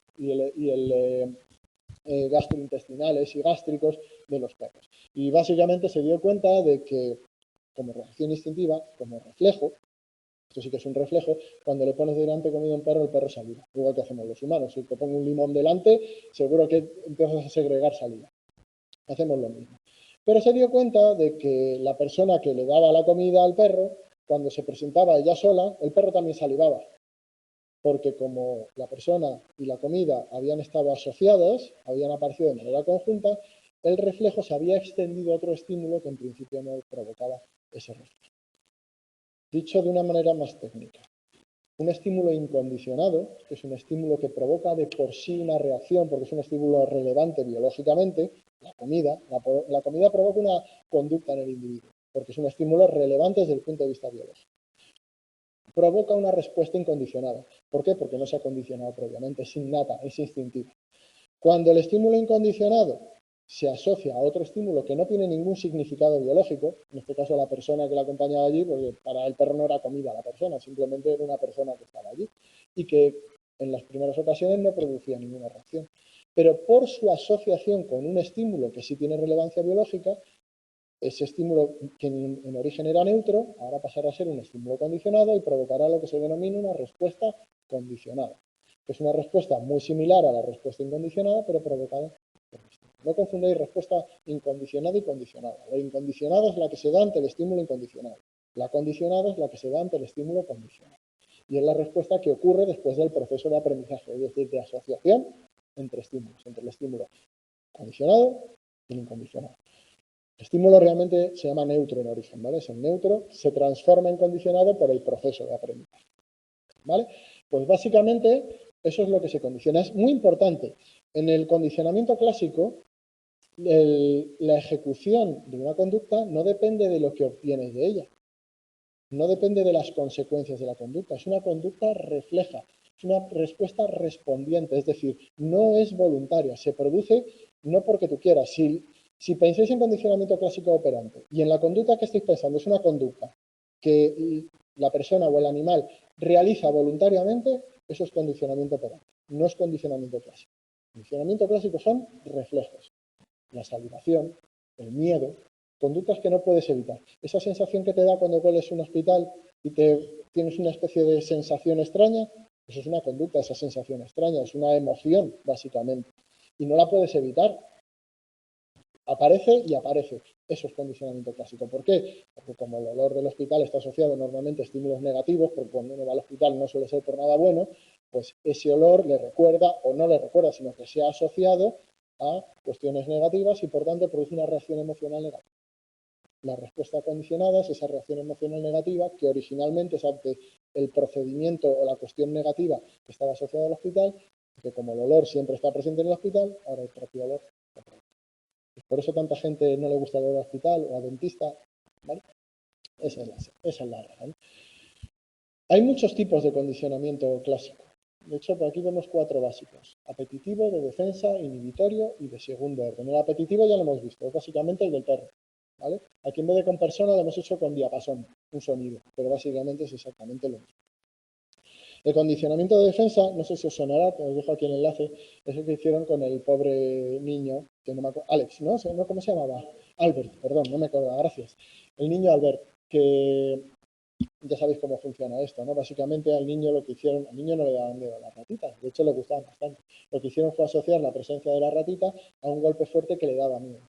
De la misma manera que hemos visto antes con el perro, la asociación entre los dos estímulos, uno que es relevante biológicamente, que es el sonido fuerte, porque los sonidos fuertes provocan miedo de manera natural en los individuos, se asocia a un estímulo que en principio era neutro y que no provocaba ninguna reacción, no provocaba miedo, hasta que al final la ratita provoca miedo.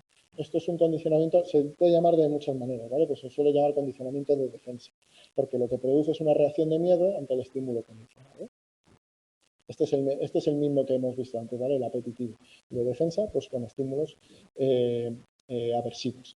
El estímulo o el condicionamiento inhibitorio, el que se produce por la ausencia del estímulo incondicional. Hasta ahora hemos visto lo que ocurría o la conducta que ocurría cuando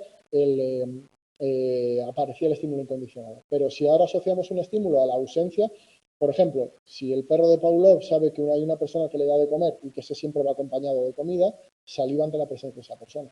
Pero ¿qué ocurre si hay otra persona que nunca le da de comer? Pues que ante la presencia de esa persona no salivará, no ocurrirá salivación. Esto ya veréis en aprendizaje que es mucho más difícil de medir, ¿vale? No me puedo meter en esto ahora, pero en aprendizaje veréis que, claro, que si no aparece ningún estímulo también deja de salivar. ¿Cómo sabes que eso es un condicionamiento? Hay métodos para hacerlo, ¿vale? Pero no me puedo meter en eso. Pero básicamente es la ausencia de respuesta ante estímulos que van asociados a la ausencia del estímulo incondicionado. Y el condicionamiento segundo orden, que es quizás el principal mecanismo que tenemos para obtener nuevos reforzadores. Básicamente consiste en asociar un nuevo estímulo a un estímulo previamente condicionado. Por ejemplo, un sonido, un metrónomo ¿vale? Imaginaros que en vez de un metrónomo es un diapasón y provoca un sonido, en vez de hacer el clac-clac del metrónomo. Lo asocias a la comida y al final, ¿qué pasa con el diapasón o el metrónomo, con el sonido? Que provoca la salivación. Vale, pero es que ahora hemos convertido este metrónomo en un estímulo incondicionado, porque ahora provoca una reacción. Así que ahora podemos asociar el sonido a una luz y que al final, por esta asociación, el perro termine salivando ante la luz. Esto es una fuente de modificación de la conducta animal y humana bárbara. El dinero es esto. Porque si no, ¿por qué nos gusta el dinero? Pues nos gusta el dinero porque con él podemos conseguir otras cosas que sí que tienen valor biológico. Si no, el dinero, ¿de qué? Ya ves tú, pues eso, dale dinero a alguien que está viviendo en la selva amazónica, por ejemplo, que no tenga acceso a nada que se pueda comprar con dinero. Pues el dinero es como algo, son papelajos que no valen para nada. Tenemos o le damos valor al dinero porque se ha ido asociando a otros elementos. El dinero nos sirve para comprar una casa, el dinero nos sirve para tener alimento, que eso sí que son estímulos incondicionados que provocan una reacción en el individuo. Los estímulos incondicionados, no se pueden modificar o es complejísimo modificarlos y sin embargo los condicionados sí se pueden. Claro, es que el estímulo incondicionado es un estímulo relevante desde el punto de vista biológico. Es decir, ya venimos con la reacción a él de serie. Se pueden modificar también, es decir, tú puedes modificar la respuesta que se da a un estímulo incondicionado asociándolo a otro estímulo de un signo diferente. Es decir, si asocias, por ejemplo, cierta comida a un estímulo, ya lo veremos en otro tipo de condicionamiento, puedes cambiar la respuesta que se da ante eso, o la manera de la respuesta. Pero evidentemente los estímulos incondicionados tienen relevancia biológica y por tanto su respuesta viene predeterminada. No podemos, o no es aprendida. Bueno, ¿cuáles son las propiedades de los estímulos condicionados? Para que se consiga este condicionamiento, este proceso de aprendizaje que sea el que mueva la conducta. Bueno, pues en primer lugar, cosas que influyen. La contigüidad, es decir, el número de emparejamientos que haya entre el estímulo condicionado y el incondicionado. Dicho de otra manera, las veces que aparezcan de manera conjunta la persona y la comida. Tienen que aparecer de manera conjunta muchas veces para que el perro asocie la aparición de la persona a la aparición de la comida.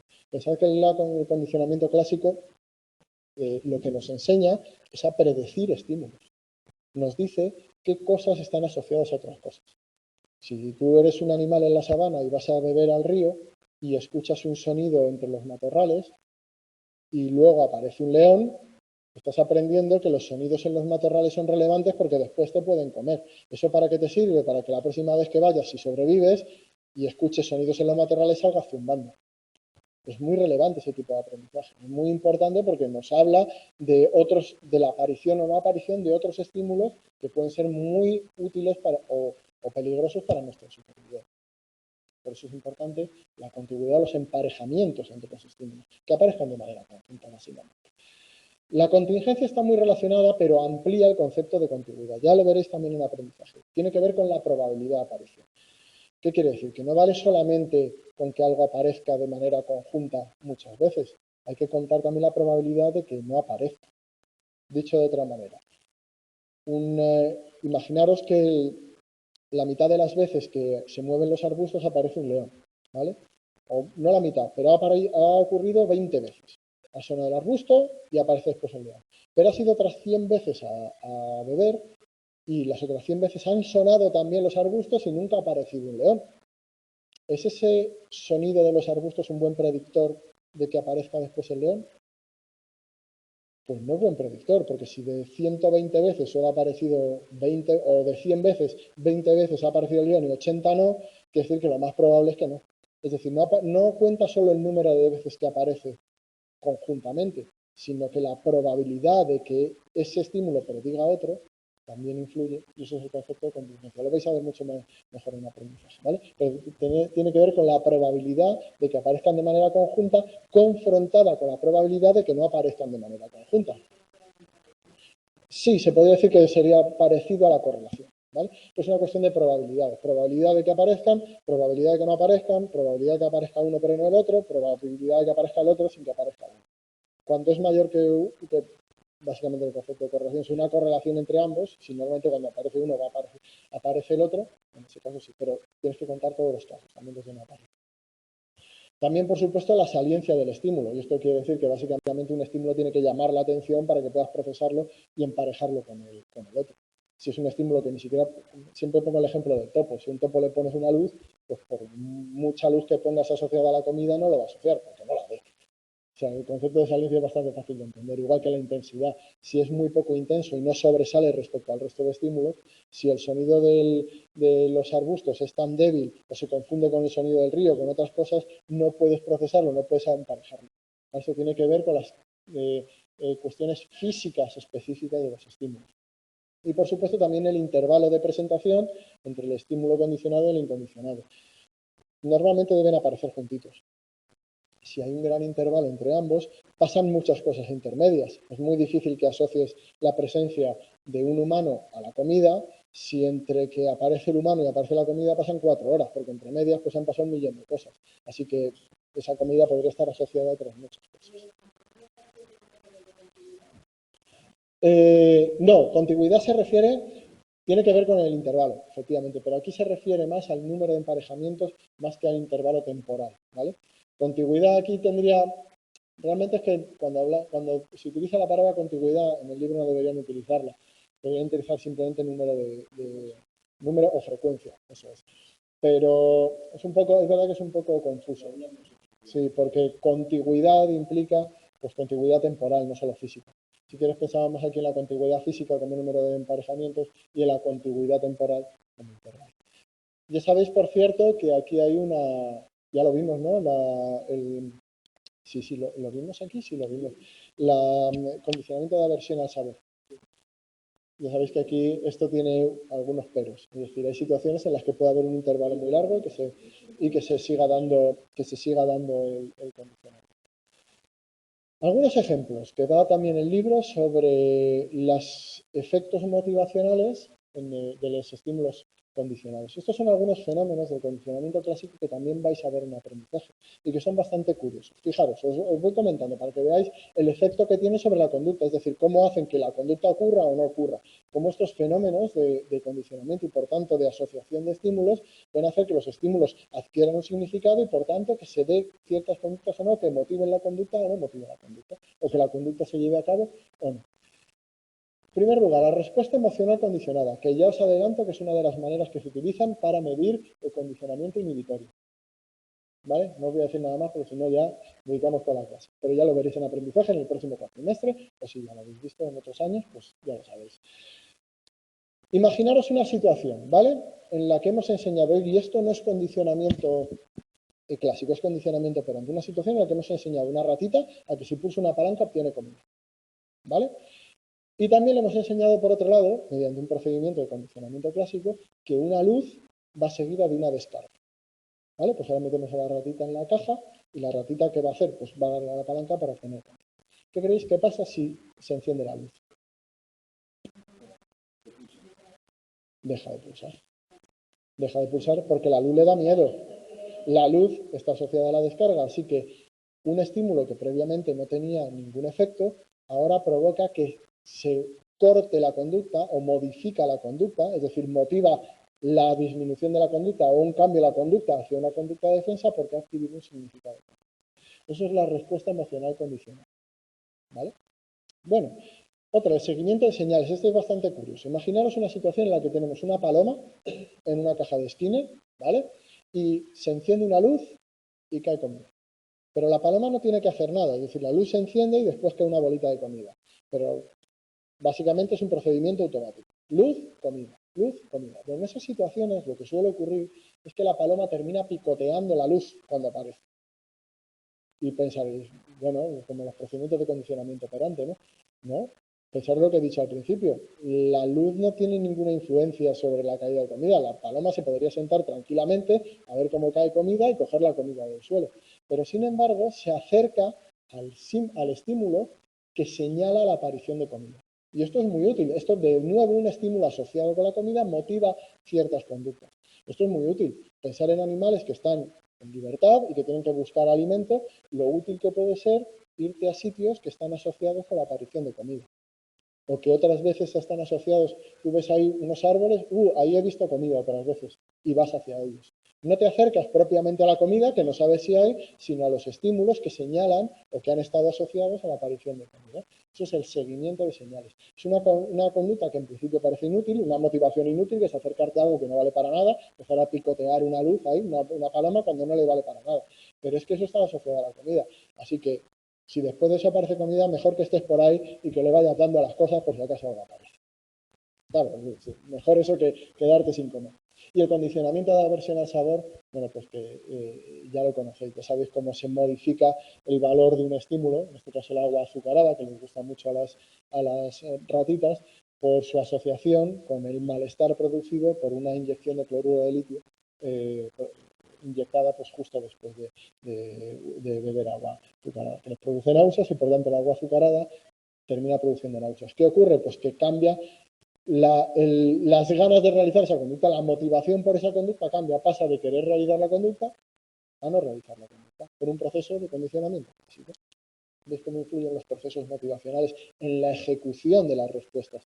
Porque básicamente cuando hablamos de proceso motivacional, de lo que estamos hablando es de ejecutar respuestas. No del proceso propio de aprendizaje, el mecanismo de aprendizaje, sino de la ejecución de esas respuestas que están disponibles porque las hemos aprendido. Por eso la motivación influye sobre todo en la ejecución, no en el aprendizaje.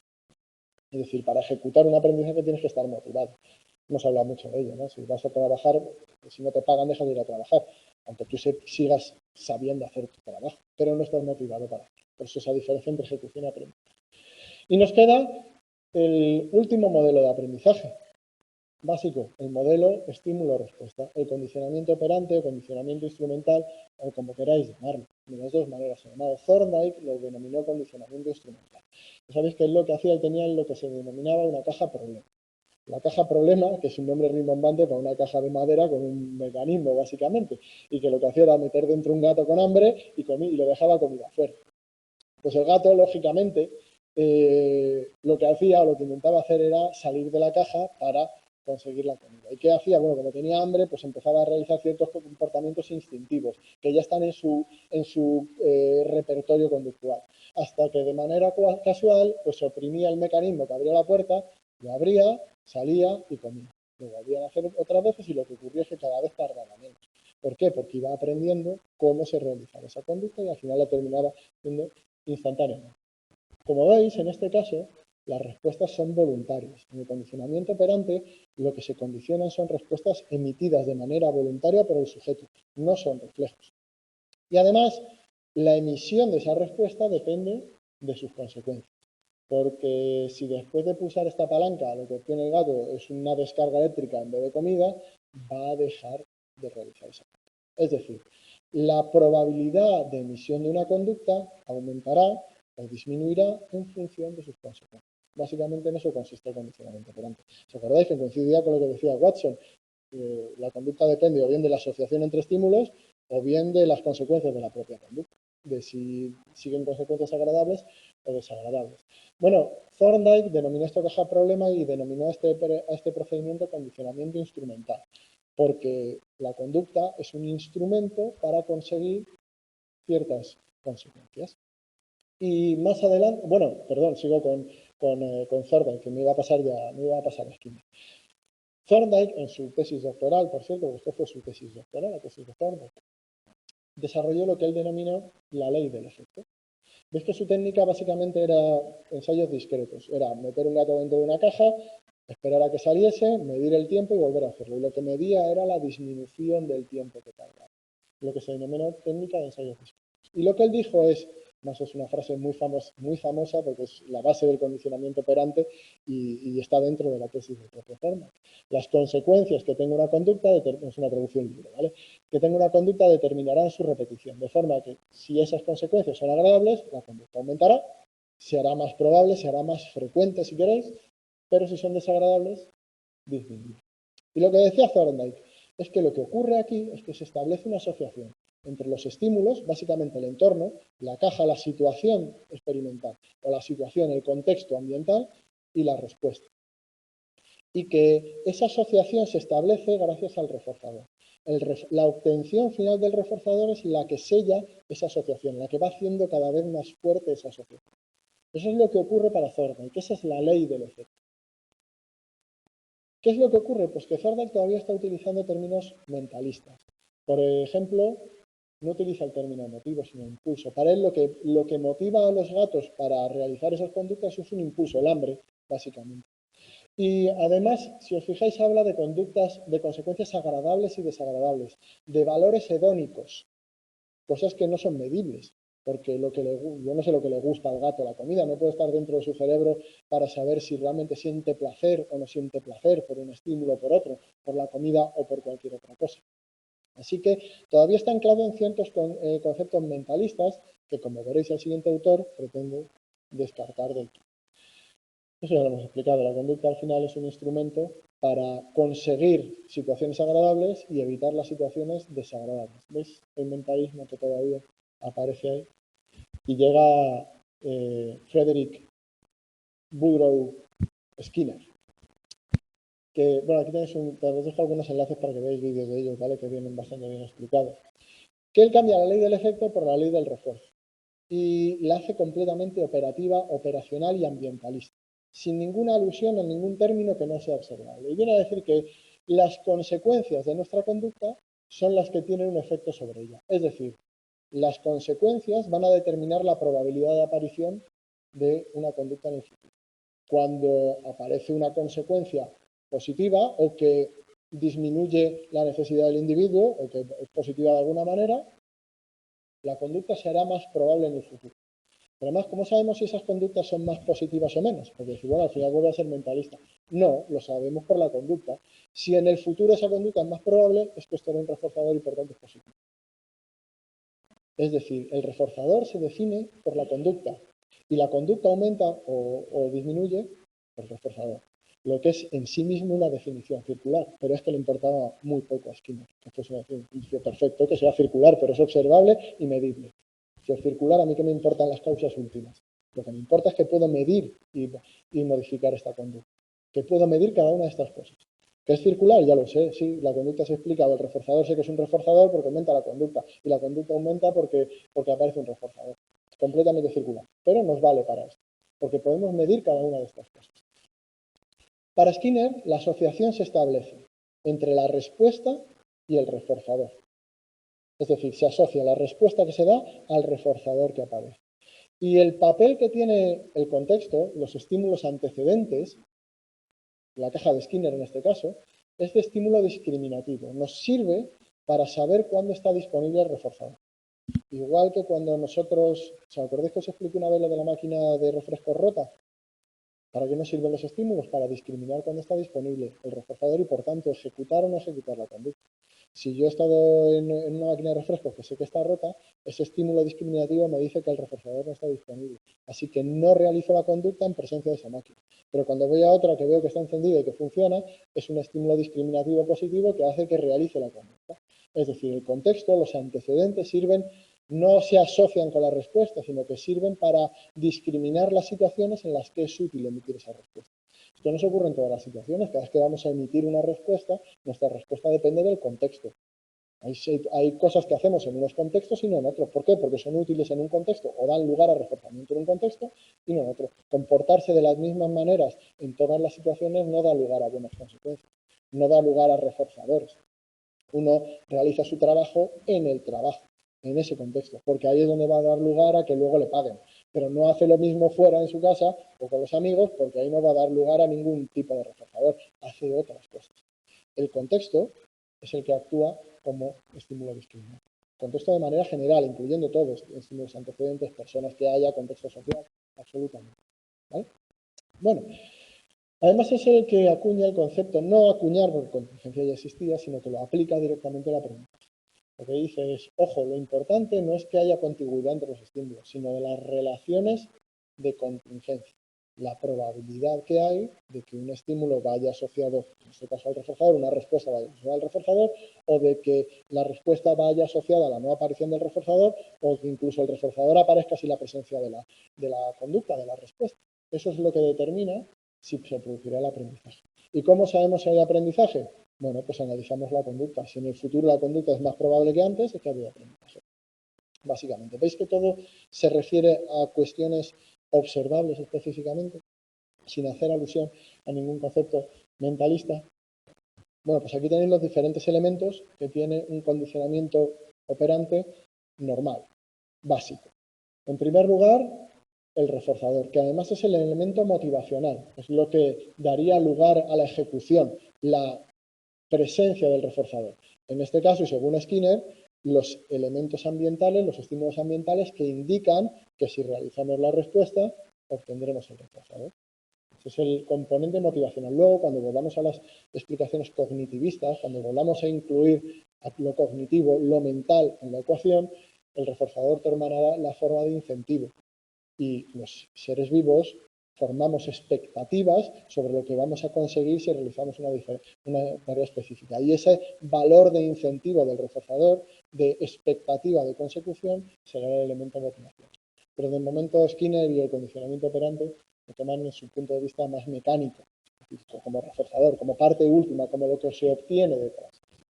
Y ese mecanismo motivacional lo hace a través, primero, de las necesidades biológicas, el hecho de que uno tiene hambre, y segundo, de que determinados estímulos ambientales te indican que si realizas una respuesta, puedes obtener un reforzador. En segundo lugar, la respuesta, como os he dicho, es voluntaria. Eso es una distinción muy importante. Aquí las respuestas son operantes, se ejecutan y se ejecutan de manera voluntaria.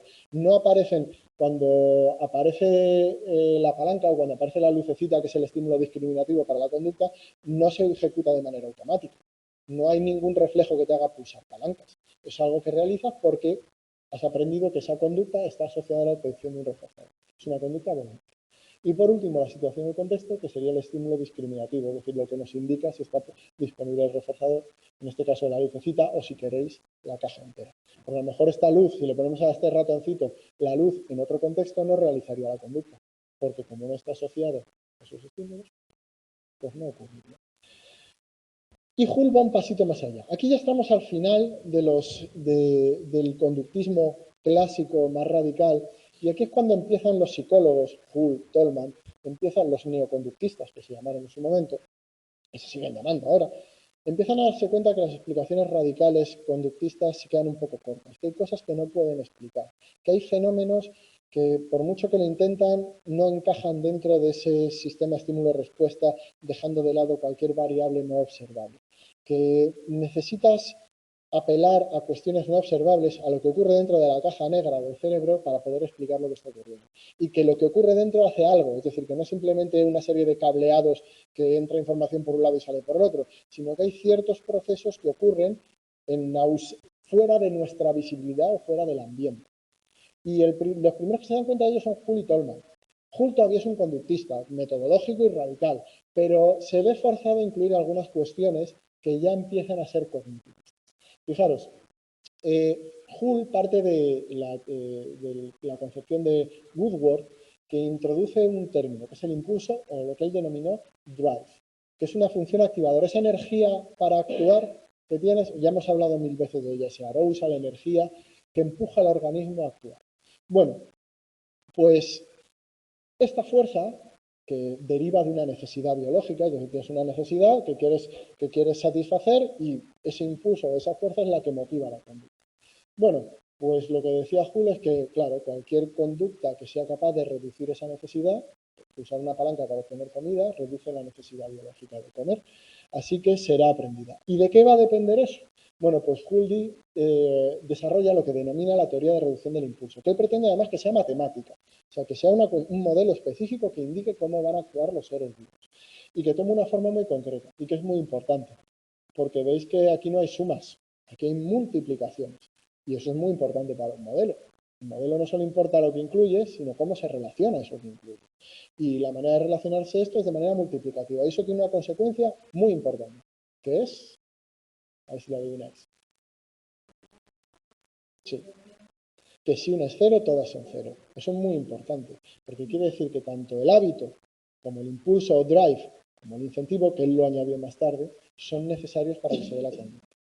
Básicamente, la energía con la que se realiza una conducta, lo que entenderíamos como motivación o como fuerza de ejecución de la conducta, depende del hábito, que es el aprendizaje, es decir, las veces que se ha asociado a algo. Necesitas saber qué ejecutar y qué conducta ejecutar para poder ejecutarlo. De el drive o el impulso, es decir, la fuerza de la necesidad, y del incentivo. Al principio, la ecuación de Joule solo incluía estas dos cosas. El incentivo lo añadió más tarde. Y fijaros que esta es la clave. Cuando Joule añade el incentivo, está añadiendo un concepto puramente cognitivo, motivacional e interno. Porque habla de, él lo descompone en el valor que tiene la meta para el individuo, la demora del reforzador y la intensidad del estímulo. Pero este valor de la meta, este valor de incentivo del reforzador, a través de las expectativas que se generan sobre la atención del reforzador, empieza a introducir de nuevo en la psicología del aprendizaje los conceptos cognitivos. Después de una época en la que Skinner, las propuestas de Skinner fueron las dominantes. Tolman luego va un poquito más allá en eso. También lo vais a ver en aprendizaje. ¿Vale? Vamos con un ejemplo de cómo las representaciones internas, es decir, los aspectos cognitivos, son necesarios para explicar algunos fenómenos que no pueden explicarse desde una postura completamente ambientalista. O por lo menos es muy difícil. Los psicólogos puramente ambientalistas y puramente conductistas siguen existiendo. De hecho, en el departamento tenemos varios de ellos que son muy defensores de teorías puramente conductistas y de su relevancia. Pero sí que hay dificultades para explicar ciertos fenómenos. Así que vamos a ver algo, ¿no? Y fijaros cómo tenemos que pensar en algún tipo de representación interna de los estímulos, de memoria y representación de los estímulos para poder explicar estos fenómenos. Es lo que se llama la técnica de devaluación del reforzador. Es decir, cómo un reforzador puede perder valor por su asociación a otros estímulos. Y puede ocurrir tanto en el condicionamiento clásico como en el operante. Fijaros aquí. Imaginaros que tenemos un procedimiento de condicionamiento clásico. Asociamos un sonido a la carne, ¿vale? Ya sabéis que la carne provoca salivación. Si asociamos el sonido a la carne, entonces el sonido provoca salivación. Vale. Fijaros, y esto es lo importante. Ahora asociamos la carne, el estímulo incondicionado, no el sonido, la carne a la descarga, a una descarga. Es decir, cada vez que aparece un trozo de carne, le damos una descarga a la ratita. Esto va a cambiar el valor de la carne, ¿no? Va a pasar de ser algo apetecible a ser algo desagradable. Pues ahora viene lo importante. Si ahora le presentamos el sonido a la ratita, deja de salivar. No saliva. Y esto es muy importante. En ningún momento hemos asociado, han aparecido de manera conjunta el sonido y la descarga. La única manera de que esto pueda ocurrir, es decir, que la ratita deje de salivar ante el sonido, cuando ha aprendido esa asociación y ninguna otra, es que hay una representación interna del sonido y de la carne, y que estén asociadas en una representación interna, y que el valor del sonido haya cambiado por su asociación interna, por la asociación que ocurre dentro y por el cambio en la asociación con la carne. ¿Por qué? Porque la carne cambia de valor, y como la carne cambia de valor y el sonido está asociado a la carne, pues el sonido cambia de valor. Es muy difícil de explicar esto desde una postura puramente ambientalista, porque siempre te va a contestar el cognitivista, vale, sí, lo que quieras, pero el sonido no ha aparecido junto a la carne, junto a la descarga en ningún momento. El sonido no ha aparecido, no ha tenido ningún tipo de relación de contingencia con la descarga en ningún momento. Todo lo que haya ocurrido con el sonido y su asociación con la descarga ha tenido que ocurrir en un espacio mental y no físico. No ha podido ocurrir en un espacio físico. Lo puedes denominar como quieras, pero en un espacio físico no ha ocurrido. No ha ocurrido en el ambiente, solo ha ocurrido aquí. Pero sin embargo ocurre. Lo mismo ocurre en el condicionamiento operante. Si tú pulsas una palanca para obtener un reforzador, en este caso de nuevo carne, pulsas una palanca con una bolita de carne, ¿vale? Para una bolita de alimento, de pienso, lo que queráis. De nuevo, si ahora asocio, igual que he hecho aquí, el reforzador a una descarga, ¿qué hace la ratita? Pues deja de pulsar la palanca. De nuevo el mismo fenómeno. La palanca no se ha asociado en ningún momento a una consecuencia desagradable. Toda la asociación que haya podido tener la palanca con la descarga y por tanto con dejar de realizarlo, ha tenido que ocurrir en un espacio que está dentro de la cabeza, no en un espacio físico. Y eso es determinante, un fenómeno muy difícil de explicar desde una posición puramente ambientalista y que reforzaba las posiciones cognitivas. De estos fenómenos hay muchos y por eso poco a poco la psicología del aprendizaje motivacional y la psicología en general fue virando hacia la inclusión de nuevo de variables cognitivas. de proponer nuestro sistema nervioso, nuestro cerebro, como un procesador de información que tiene relevancia en cómo respondemos y que modifica la manera en que respondemos, que además es capaz de crear nuevas conductas en un espacio que no es el físico, sino que es el mental. Y la analogía más famosa pues es la analogía del ordenador, porque un ordenador básicamente hace eso, lo que hace es transformar la información. Metes información por un lado, no es simplemente un cable que saca la información por otro, sino que transforma, hace operaciones con la información. Es capaz de representar la información, es capaz de mantenerla, de modificarla y de contestar de otra manera. Y esa metáfora es la que se ha utilizado y ha sido recurrente en los últimos años y en la psicología cognitiva. Aunque ahora hay nuevas metáforas, por supuesto, las nuevas inteligencias artificiales, las redes neuronales, la metáfora del cerebro, lógicamente, y no del ordenador, es la que va tomando nuevo impulso. Y terminamos con el tema 6. Lo vamos a dejar aquí, porque son las 6 menos 8 minutos, no hemos hecho descanso ni nada, así que lo dejamos aquí. La semana que viene intentaré tema 7 y lo que pueda del tema 8, ¿vale? Tendremos 2 horas. De todas maneras, si no, lo que voy a hacer es, ya os digo, dejaros clases antiguas, alguna que tenga del tema 8, y también os voy a dejar las diapositivas de los temas que faltan, tanto del tema 8 como un resumen de los temas 9. Lo voy a dejar lo estoy dejando, no sé si lo habéis visto, en la plataforma, como nos han quitado los foros de tutoría, lo estoy dejando en la plataforma de la asignatura. Hay una parte que pone materiales del tutor. No sé si lo habéis visto, ¿vale? Pone materiales del tutor y ahí es como una especie de libro donde podemos añadir cosas. Nadie ha añadido nada, pero yo he puesto, como si fuese un libro, un primer capítulo que pone tutorías grabadas, ¿vale? Y ahí he puesto todos los enlaces y lo iré poniendo, ¿vale? Enlaces a las clases, pero dentro de las clases están también las diapositivas. Es decir, dentro de las clases te puedes descargar cada uno de ellos, ¿vale? Ahí lo voy a dejar, ¿vale? De todas maneras os avisaré con tiempo, o por si alguien se ha añadido más tarde y ha venido más tarde a clase, el último día para entregar el informe tutorial va a ser el día 19, la próxima tutorial, ¿vale? Eso será porque el día 20 yo... Sí. Y el día 20 tenemos como fecha límite para entregarlo al equipo docente. Así que el día 19 es el último día, ¿vale? Yo el día 20 por la mañana ya lo mando todo y a partir de ahí ya no se puede entregar nada. Sí, los tengo, porque nosotros seguimos teniendo acceso a... Sí, lo estuve mirando y tenemos acceso. De hecho, estuve entrando y, aunque vosotros no tenéis acceso, nos han dejado acceso a los mensajes que ya existían. Sí, claro, en Inteca también se puede. No, claro, al final forman parte de la misma red. Una vez que lo subes, está todo ahí. Sí, es complicado, sí. Bueno, ahora que están utilizando el Moodle, pues espero que sea más fácil. Sí. Muchas gracias a todos, chicos. Nos vemos la semana que viene. Sí. Ahí va, que no he cerrado. Bueno, nos vemos la semana que viene. Nos vemos, sí.